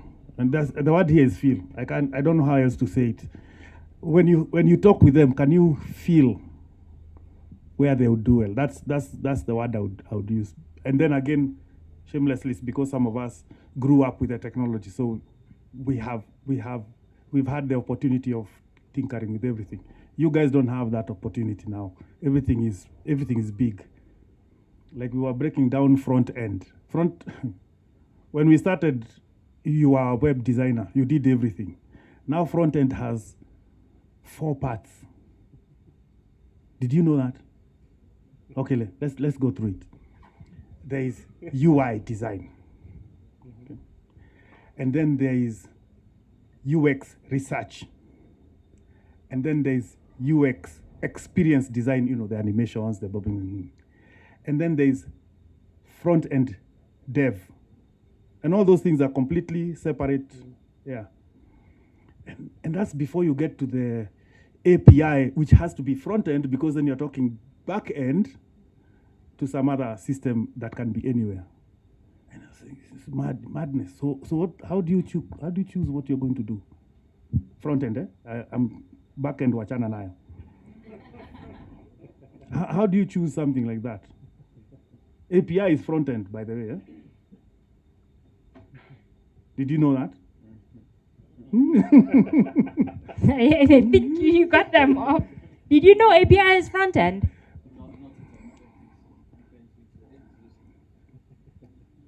Everyone else is quiet. Someone from Africa is talking. Hello? Someone from Africa is talking? At the back right there. So how do you call the API? What is it you're calling? What is an API? How do you access it? Yeah, so you guys are the API gurus. I mean, application programming interface. So Yeah, if just gave you the question. If I'm building a React app, how do I call the backend? What do I use? I'm sorry, I can't hear you. Hello? I was talking about the lens, because developing an API is what? Now you came clean. Calling. Yes. The lens. So you want me to sound clever, eh? No. No. I genuinely think you're clever. Please. Yeah. Stop. Oh. You're the best thing ever happened to Africa. No, but this is the problem, is that JavaScript used to be officially front end. Now it has crossed, and there are those guys who consider themselves full stack and they only do one language. There are some of us who think that's sacrilegious. You need to be able to do a proper back end language and JavaScript at the front. But hey, those are political, religious, you know. But that's just to say that you guys don't have the opportunity that Riyaz and I had to actually grow the technology and make the choice casually. Now, thanks to Jess, there's anxiety. I need to get there quickly. And I don't know, I'm sad. To a certain extent, I'm sad. Because you won't enjoy so many things. Me too, Jimmy. Me too. I'm actually, you guys, you don't know what you're missing. You actually leapfrogging. And the leapfrogging actually is actually, you're losing that experience. The experience of the evolution of all these technology. You don't say losing. Okay, fine. Don't say losing. Okay, be positive. He wants to be So flowery. say you're taking an alternative route. Jimmy, I told you let's leave issues at home. Hello. Wait, stop saying at home like that. People will have ideas. Okay, fine. So backend starts with API. I'm asking. Anyone? Actually, we are opening now to the audience.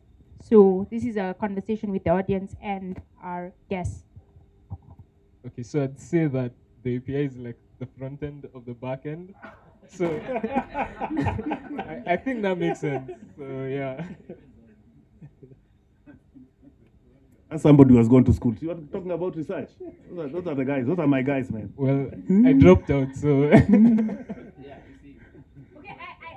have to take this one. Guitar actually works with me, so he's trying. Leakage. Well done, guitar. Well done. 20 marks. Q&A for the Jessica, pay rise.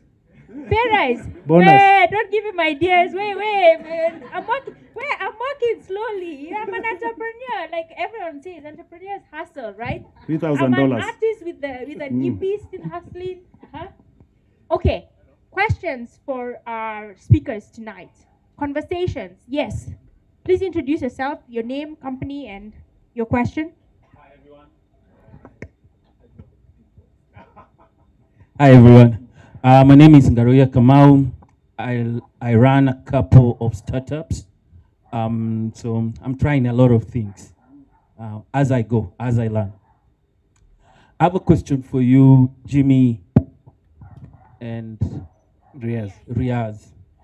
I think, Jimmy, you're the one who used this word, brave. I think for me, brave, yes, you have to be brave. Yeah. My startup is called Brave. Yeah. I have two questions. The first question, could you deconstruct brave based on your path? Both. And then kindly tell us what role fear has played to where you've gotten to.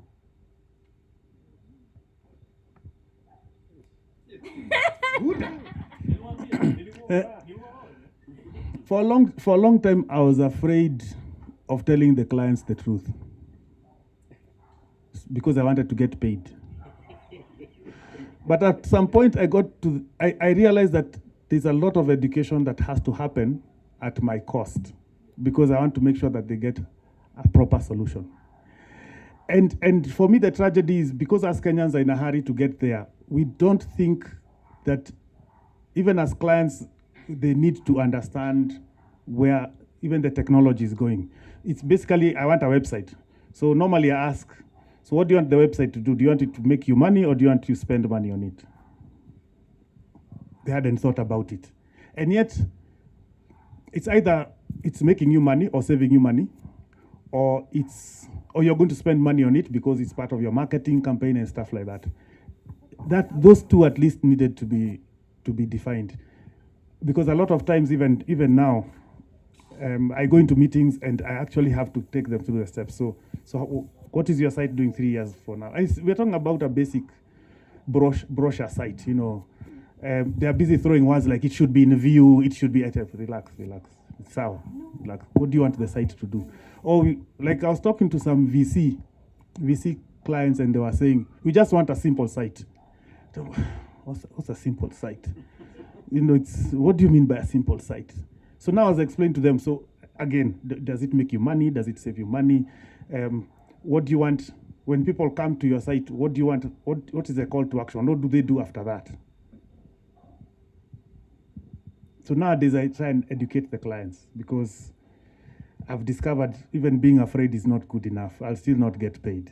So I might as well at least have a conversation, get a relationship. The business can come and go, but at least the relationship should stay. And I should be that guy who's consistently telling them the truth, hard as it is. But after they've chapped the lap and they've paid the street price of being lied to, they normally come back and of course they don't come back saying you are right. They come and say you are saying something, and I understand. But at that point there's something called nuisance tax that I then add to the price, because they're back. So fear. It was always fear about getting paid, because I didn't have a job. One of the things I had to accept is because I didn't go into a proper job, I'll never get mortgages and buy cars and furniture and stuff like that. So my friends were always going to be ahead of me. The thing is, I have always enjoyed my Mondays. I love Mondays, and that's something a lot of people couldn't say. So that's the fear brave, that mix. Fear, then once you come over it, then everybody thinks you're brave, but you're just shameless. Brave. I want what? You see, I think just to deconstruct the question. I think brave. None of us come from a lineage of warriors who, when they define brave, they killed a lion. So what I want to just understand, when you say brave, what does it mean to attach it to an action? What did I do when I thought this was brave? You see, I think that's how I'll simplify the question for you. And this one is because I'm going to give it to Riyaz. There's a point at which because you can't figure it out, you have to be honest to yourself first. What do you want? What do you want? If once you've figured out that, the rest makes sense, because you're then able to explain to that uncle who's trying to bully you into going to work for him for cheap. Once you know what you want, then you can answer. But if you don't know what you want, then of course everybody will use you in the room, and that for me is the thing. So to a certain extent, it's once you see now, it's a blessing. Over to you, Riyaz.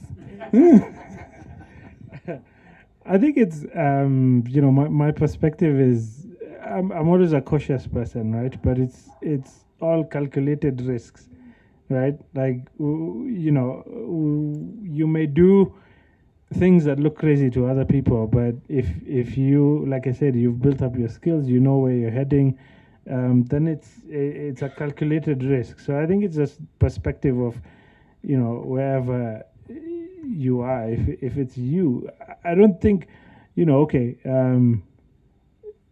don't think anyone does anything silly or foolish, right?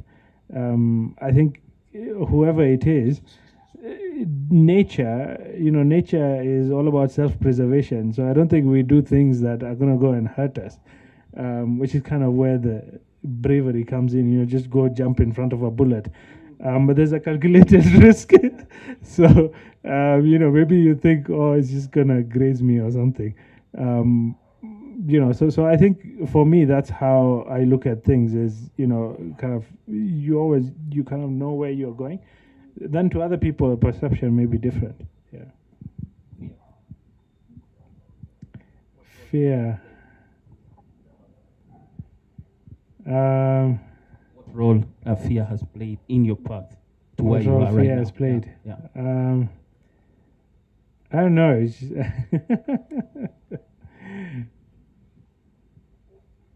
yeah, I can't really say much on fear. I don't know. Yeah. once you're an entrepreneur, you have a relationship with fear where you basically put it in the back seat. it may be once in a while it'll frighten you or you'll be frightened, but fear as a thing, as a dread, it's not there. Otherwise, you can't do anything. You can't even wake up in the morning. You can't. Yeah. Yeah.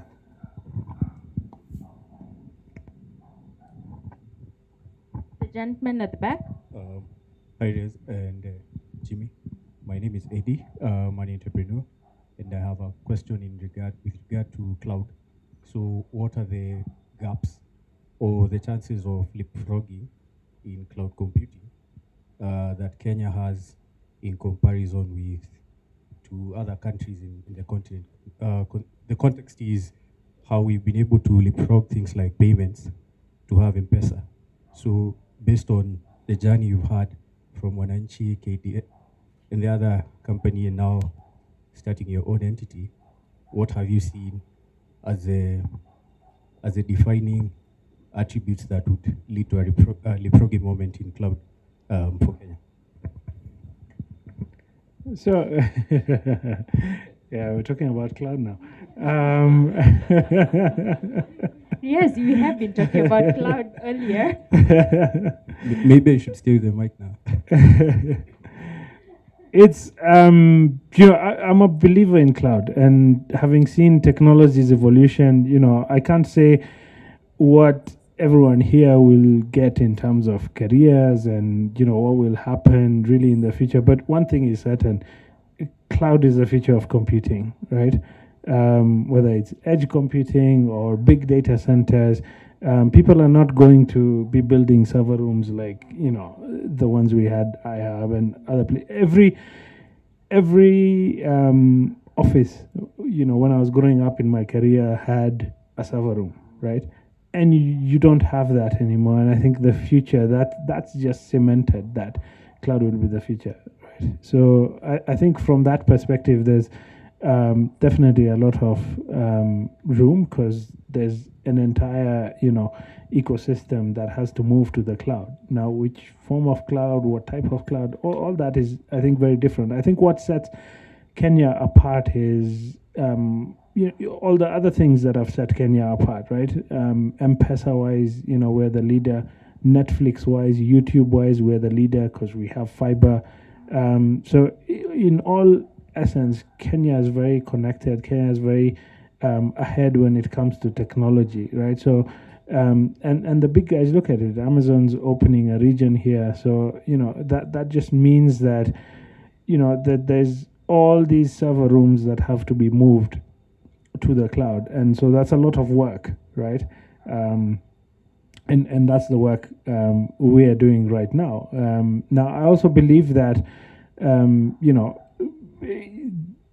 the Amazons and stuff, it's not always the answer, right? There's different people who are looking for different solutions, right? One thing we believe in is that local content should be local, and so we encourage it. So we don't charge people for if you're accessing local content, right? We'll open the whole 10 gig pipe, and we'll make sure that anyone can access local content, right? So things like that is where I see different models, because Amazon's model is pay for everything, right? Whereas we believe in that's not the model here, right? The model here should be simple pricing, just pay once and you can have access to everything, right? You don't be watching your bill all the time. So so in terms of that, I think there's a future that is evolving, and I think that future is very bright, because that's the future of computing. Then computing, naturally, everything is cyclical, right? First they said we should have mainframes. Then they said no mainframes, take everything to the PC. Then now they're bringing everything back to the data center. So at some point they'll change their mind and they'll decide, okay, let's take everything back to the mobile phone. So we'll go with the times, but right now everything is going to the data center. Everything is moving to the cloud. So I think there's a lot of opportunities in that. And there's also opportunities in terms of building software, right? The infrastructure cloud opportunity is only a fifth or a tenth of the opportunity that lies in SaaS applications, right? And the African market has not fully embraced that, right? We still, all these point of sales that are, running on VB, they all need to be converted. They all need to be converted to microservices, right? And be running off the cloud. That's now where the opportunity is the SaaS opportunity is, 10 times bigger than just the infrastructure opportunity. So there's a lot of room to play, and I think that's where, I think there's a lot of excitement, because I don't think that African businesses can all afford, an SAP and a Microsoft and these things, right? So there's a lot of opportunity there.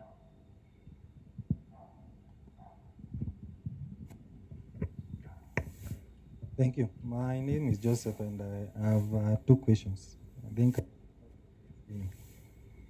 I have tried to register through right now, and what happens is,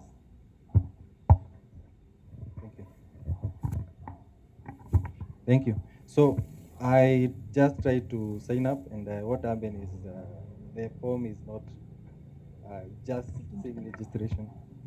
So it's just showing me that it's registration is going, but nothing is happening.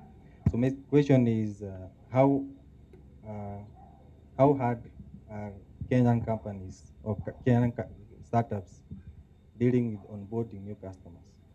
Because I've gone to a number of like infrastructure as a service. I was checking for something like that. Then I was told there's a company. I was given the email and the website. So it's a local company, but when I checked on the website, they're not showing anything about infrastructure as a service, how you can get in. Then like 2 months ago, there's a web hosting and an email hosting company in Kenya. There are many of them, but one of them, I registered a domain with them. So it was really hard. Even the website is really lagging. So you can't do anything with it. But they are a web hosting company. So my question is, why is it that most of the Kenyan companies, they have a very high, very low, or it's very hard to get into their business? Yes, I am a customer. So the second question is, I think your question is not coming out clear. What is the first? What do you want to know? Yeah. Okay, you got your answer to that. The UX is not working. What is your second question? So my second question is on, let's say I want, that is to React.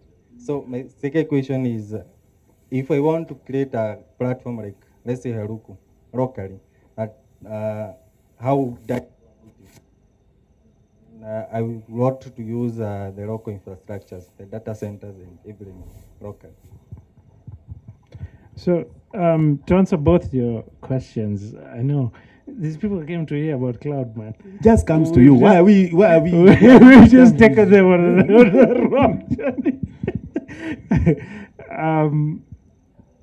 So the first question, consciously, and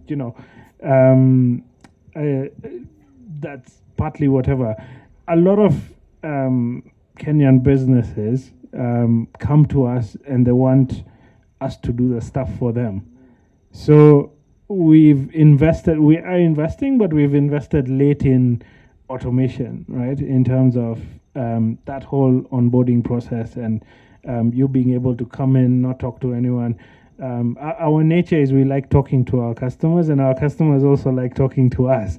So they want to come to us and get us to do the stuff for them. And that's part of the reason why the delay in automation, right? But it is necessary, and it is something that today everyone wants to go to a site provision, kind of what you do with APIs. So there are companies that definitely do it right.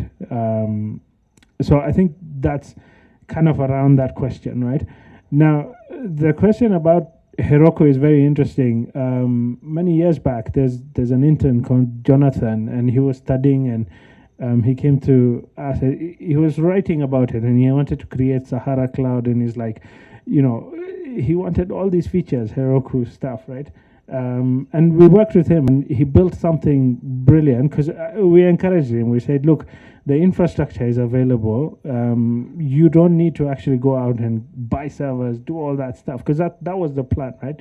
To go get a grant, $10,000, 1 million shillings, and go, invest, buy servers, and set up something like that. We said, look, the infrastructure is already there. The infrastructure is the hard part, right? But what is missing is that ease of use, right? Like someone can just come in, copy your Ruby code here, and it shows up here, right? And he actually built that, right? But he was studying and stuff, and he didn't pursue that idea further, right? So literally, you could take PHP code, paste it here, and you have a host name. When you create an account, you have, this is where you paste your code. This is the host name where your code will display. Simple. But he went on to create something else that is just fascinating to me, and I think he makes a lot of money from that, which is geo-IP referencing. So he actually has a company that competes with some of the geo-IP players, and he has customers like Disney and stuff. And he's just a student. He created it here, right? And we were just talking about how Angani is, a local company. We have Kenyan IPs, but the geo-IP registration databases show that we're in Europe or India somewhere, right? There's no reliable geo-IP database that is automatically updated, and that's what he created, right? And yeah, he competes now with the same big companies, and has Sony, Disney, and some of these as his customers. So we have a lot of talent to actually create those things. I think what we can provide you, and we've been discussing with Sam, is we can provide you the resources. We have all the hardware, the network, the connectivity, the building blocks, right? And we want to be able to open that up to more developers so that guys can actually access some of these platforms and make it easy for you to run stuff locally.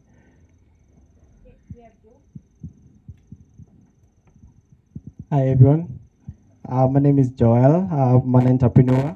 I love the session. Thank you so much.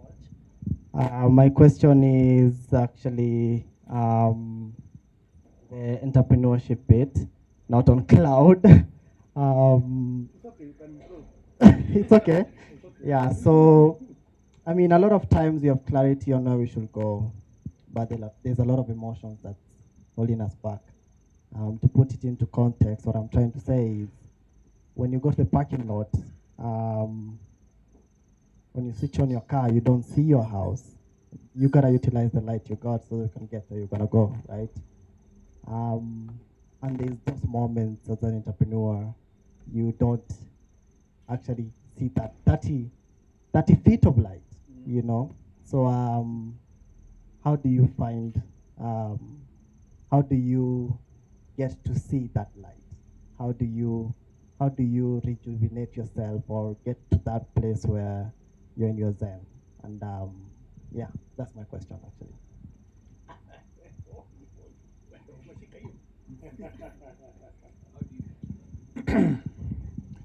So let's I'm trying to create a scenario. So let's say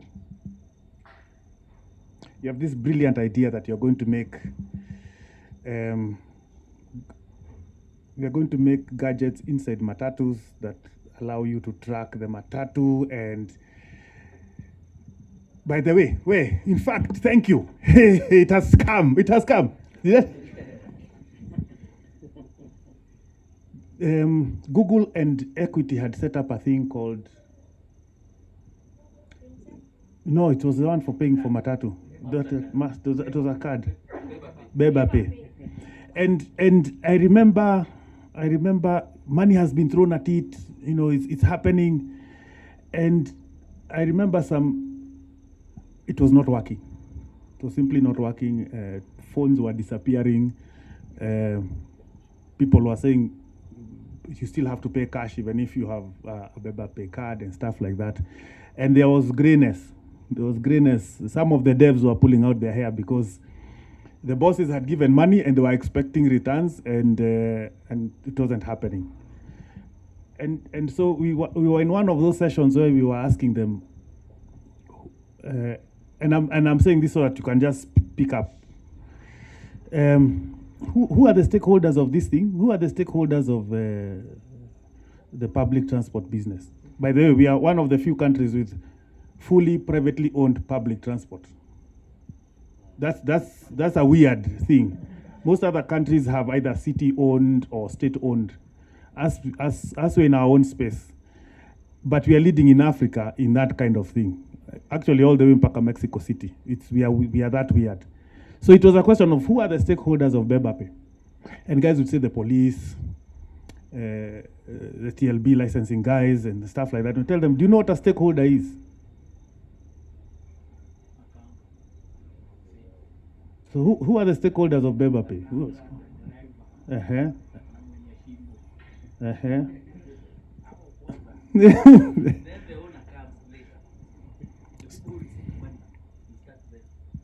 And nobody was thinking about them, the crew.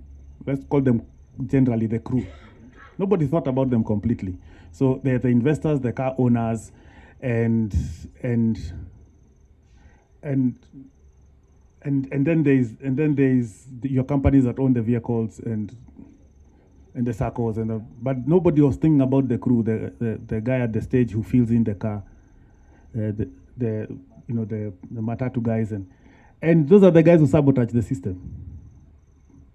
Billions had been poured, but so what?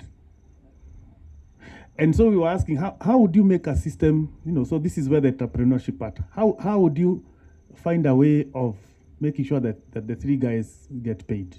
The car owner, and therefore also the bank that therefore gave him money, the crew. Who was the other stakeholder? There were three. No, the police are not. The police are not stakeholders. By the way, those are scroungers. There are three stakeholders: the passenger, the crew, and the car owner. The rest are scroungers. Yeah. No, they don't. They tax. Yeah, them, the GAVA, TLB, all those other guys are all tax. All that's a form of tax. So now the question is how to make sure that the three people benefit.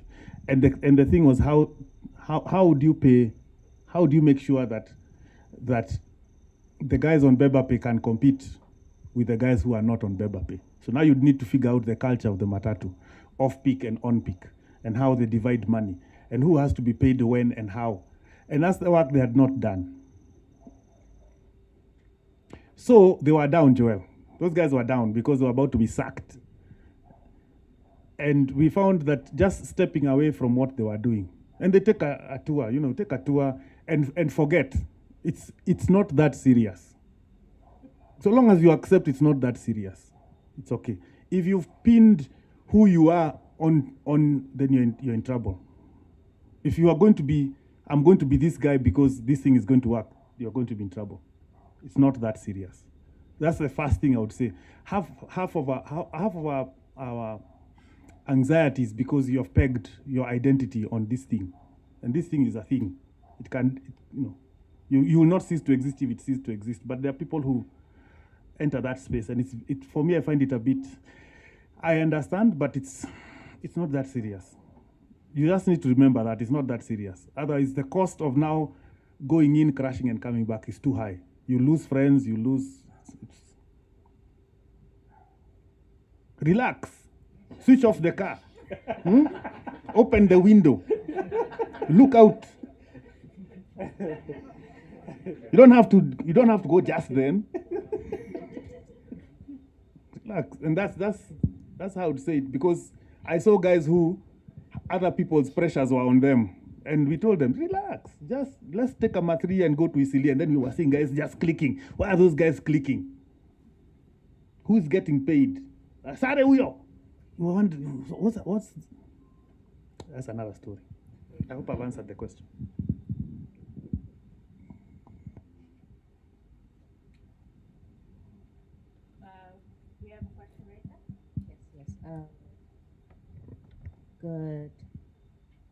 Good evening. I don't know if you're able to. We can't hear. Oh, is somebody behind Sam? Sam, please, move there. Oh, okay, she has stood up. Okay. Yes. Are we? Oh, thank you. Good evening, everyone. Good evening. I think my question might be. Pardon me, Jimmy. My question would be to Riyaz. What are? Oh, my name is Mona Abebe. Currently working as an apprentice with someone who's been very monumental in the tech ecosystem, Jessica Colasso. My question is, what are some of the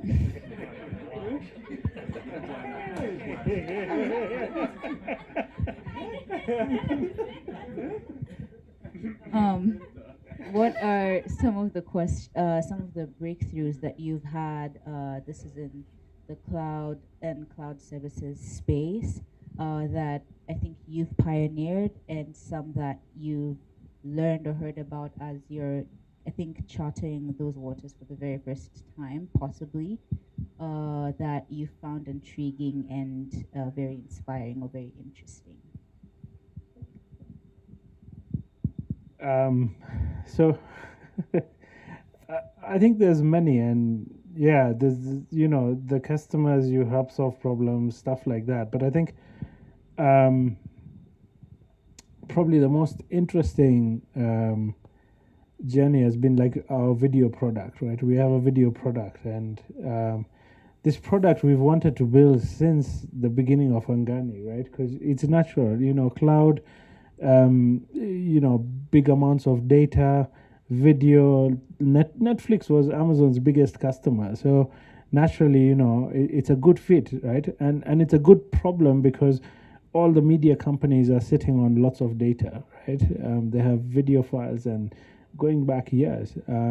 But it's been a long journey. It's not something that we're able to actually build overnight, because part of the reason is we're building it internally over time, right? So but finally we managed to build it. We had different problems to solve. The biggest problem is storage is expensive on cloud, because today you can go and buy whatever amount of terabytes you want on a disk, but when you do it on the cloud, people are trusting you with that data. So you don't have to buy one disk to save data, you have to buy 3 or 4, or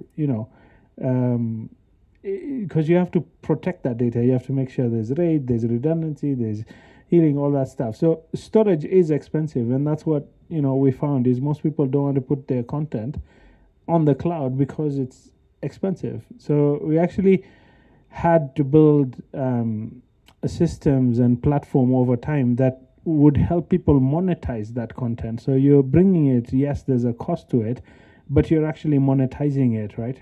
You're able to stream, you're able to charge for it, you're able to put some ads.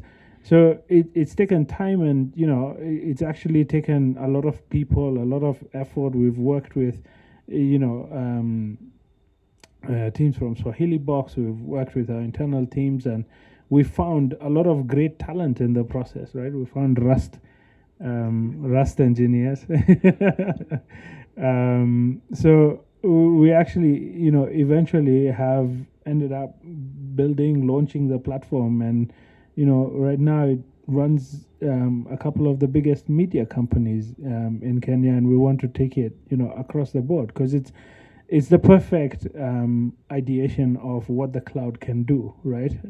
Especially our open local content policy, so we let it stream, and we're hitting more than, I think, 2 to 3 gigs of streaming capacity right now, and we hope to fill our 10 gig pipes so that we can go higher. So I think that's some of the accomplishment that I think we're very proud of. Yeah.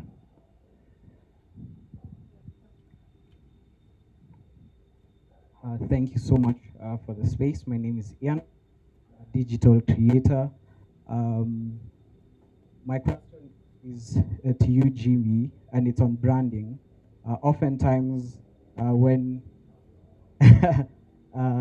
startups are thinking through the product, they tend to focus a lot of time and energy towards the product and forget building the brand.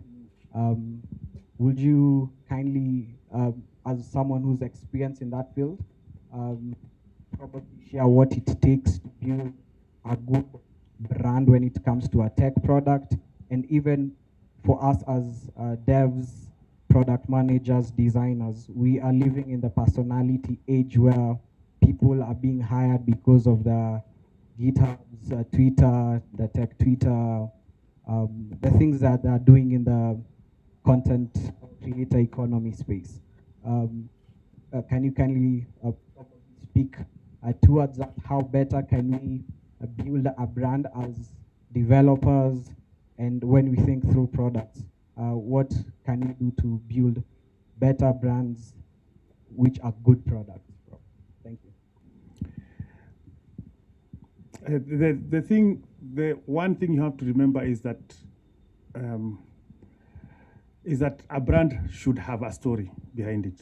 Just like when you meet a person, they have depth, they have relatives, they have that kind of thing. A brand must have a story. So when you say you're coming up with a product, yes, you're solving a problem, but there's a journey to that solving of that problem, and that for me is what the brand is, because that's the thing you need to communicate so that the person feels you, not this other person, you are the one who's going to solve my problem. How that story is told, for me, is what is branding. So there's the identity itself, how it looks, how it makes me feel instantly, and then there's the tone it has to use. Are you shouting as a brand? Are you commanding? Are you persuading? And then of course there's your pioneers, your pioneering customers or consumers of that brand, and then what they say back about your brand. That for me is what you really have to think about before you take off the ground. Before even at your one line of code, you have to think about it, because if you don't think about it, then your brand will get owned by somebody else, and then you have no control. So if you think about Coca-Cola, so easy. What do they sell?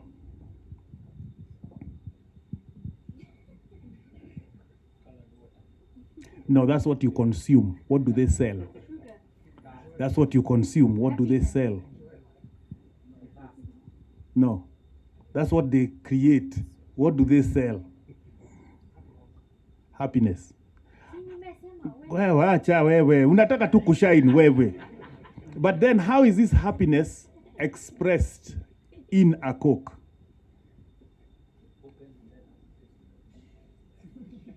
Huh? You hear that sound? Psst, that one, yo.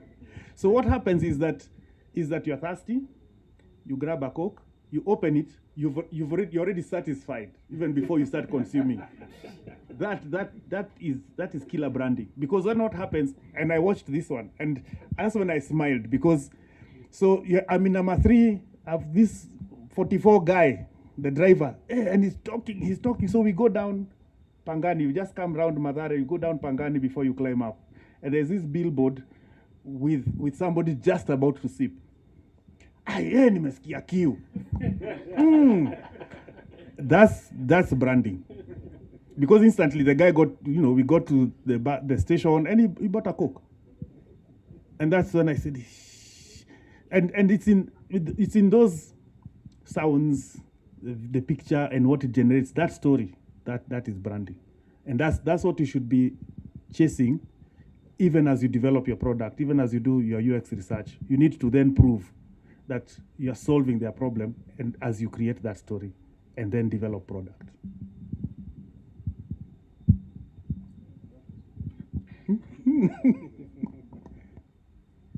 Hi, my name is. Your brand done? Sorry, this is your guy. I think I'm going to fire the current guy I have and get rid of him. No, don't. Oh. He's my friend. We are a team. Team Gani. Team brand. All right, sorry. Gita? Okay, hi. I don't. Can you hear me? But my name is Gitao, thank you. I can hear you. You can't hear me? Hello? Yes. All right, now you can. Okay. Thank you for your time and directing us, entrepreneurship, cloud. Okay, we haven't talked too much about cloud, but we still appreciate it. What's your name and what do you do? Oh yeah, so I'm Gitao, I'm a dev, anything basically. I work with Jessica, obviously, amazing Jessica.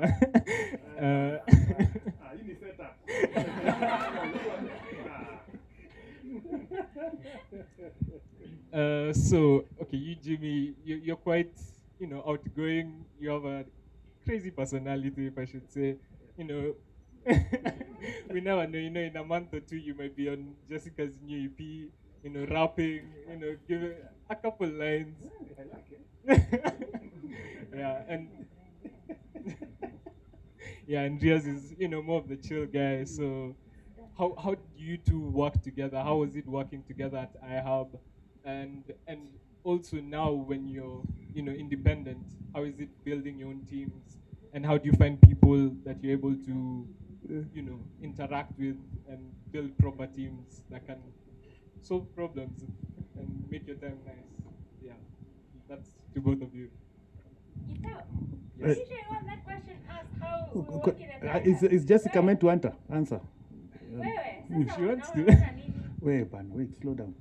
First of all, you've worked with Jessica. I don't want to say for. Yes, I have. She's nice. She's nice. Ah, He's calling her back. He's alluding that. He's alluding. so do you want an honest answer? Yes. Jessica is dynamite, man. That's the expression I would have, because Jessica was coming from left field. You're normally used to chicks in Nairobi being very, I don't know, they're self-effacing, they're clever, but they don't say, and they don't push back. And Jess knew exactly where she was going. And we are not used to it as African men, it is. When women say where. But I enjoyed, as you can see. Just you have to decide what you want with a person like her, or with people who are very, very dynamic. You have to know what you want, because they're the ones who push you. Don't get conned by Riyaz's soft-spokenness here. Ask his team. So you have to decide. Either they are going to break you because you want serious, you didn't know what you wanted, or you know that you want gold and the fire is okay. Once you've made that decision, things work. Yeah, I think it sounded nice, huh? Sounded clear. Let me just say a couple of things working with Jimmy and Riyaz. I think at that point in time, when you're passionate about something, there are certain things you don't see in a deeper level. And Jimmy and I locked horns quite a bit, right? Because there was alignment, but there's not alignment on maybe the tactical aspects of it. And, when you're out of that sphere of actually running one of the largest tech hubs on the continent, you actually see you start to appreciate the people around you. Yeah. And I got to reflect about the people who surrounded me at iHub. And I think for me, Jimmy was one of the wisest people, and still is a person with such wisdom that when he's actually speaking, you have to listen very keenly, like actually listen, not hear, but listen, because he has words of wisdom that he's trying to tell you something, but it's in more of a metaphor. And I actually tell you, he's one of the best mentors you can actually have when it comes to someone in the tech ecosystem. Yeah. And the other thing is, when Jimmy writes, I assure you, go to Jimmy's LinkedIn. When he writes. I mean, he can write. His articles will lock you in. Yeah, because it's not that writing whereby you just have to do a piece because it's 100 words. No, this is a lot of thought process. It's a lot of passion and purpose put into his pieces. So I would say have a look at his pieces. We all need to have a writing culture. Riyaz had a writing culture with his dad giving him that environment. He has writer's block. Jimmy writes very thoughtful articles, and my friend Teddy Warrior mentions this to me a lot.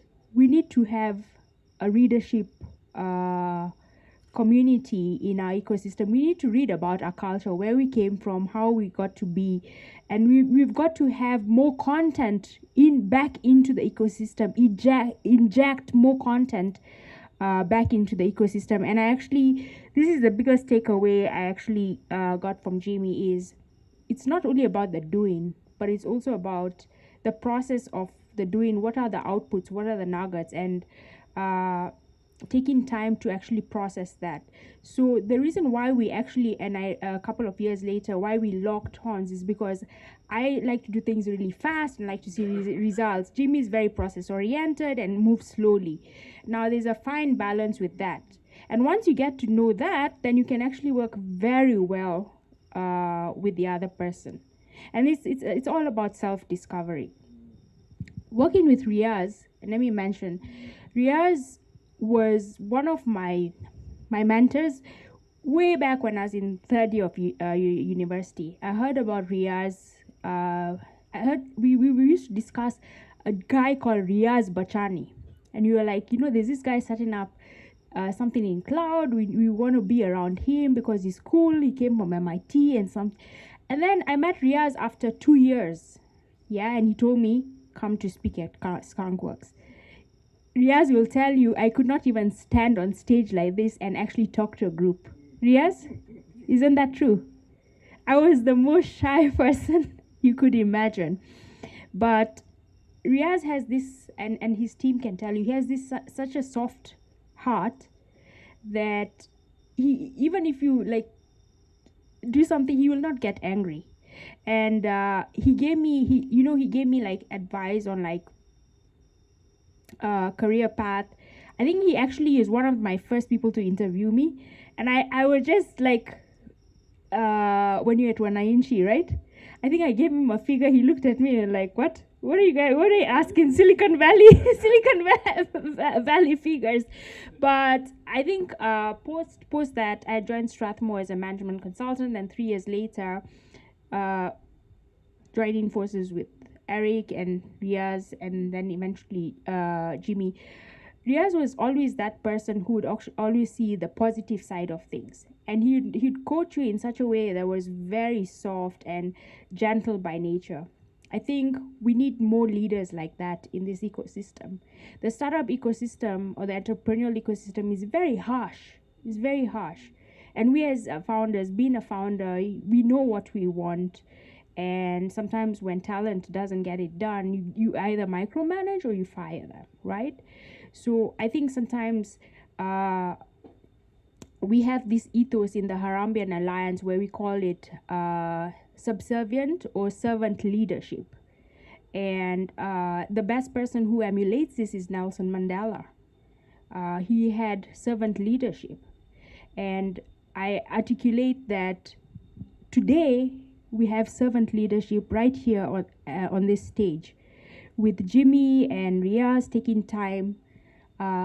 It was actually really, really hard for them to actually be on stage and even share their journey, because this is not what they do on a monthly basis. I am naturally a public speaker and happy to do this. So I really, really want to thank them for them just being in my network, in my path as I grew as a leader, encouraging me. I think conflict is really good. I think success is also really good because you learn from both ends.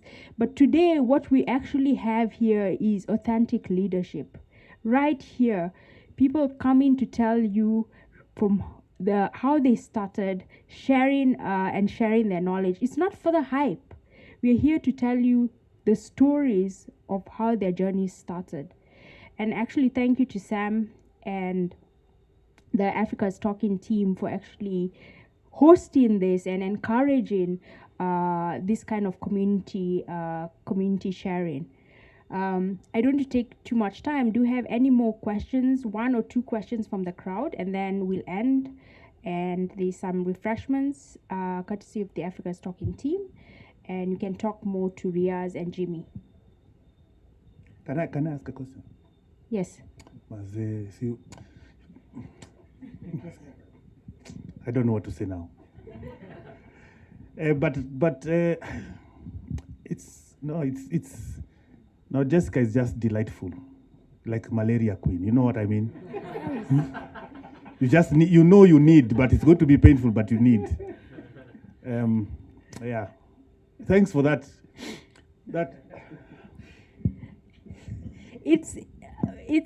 Look, we only met yesterday after I think 3 to 4 years. Ria, we are in the same WhatsApp group, but the two of them I think met after 5 years plus in person.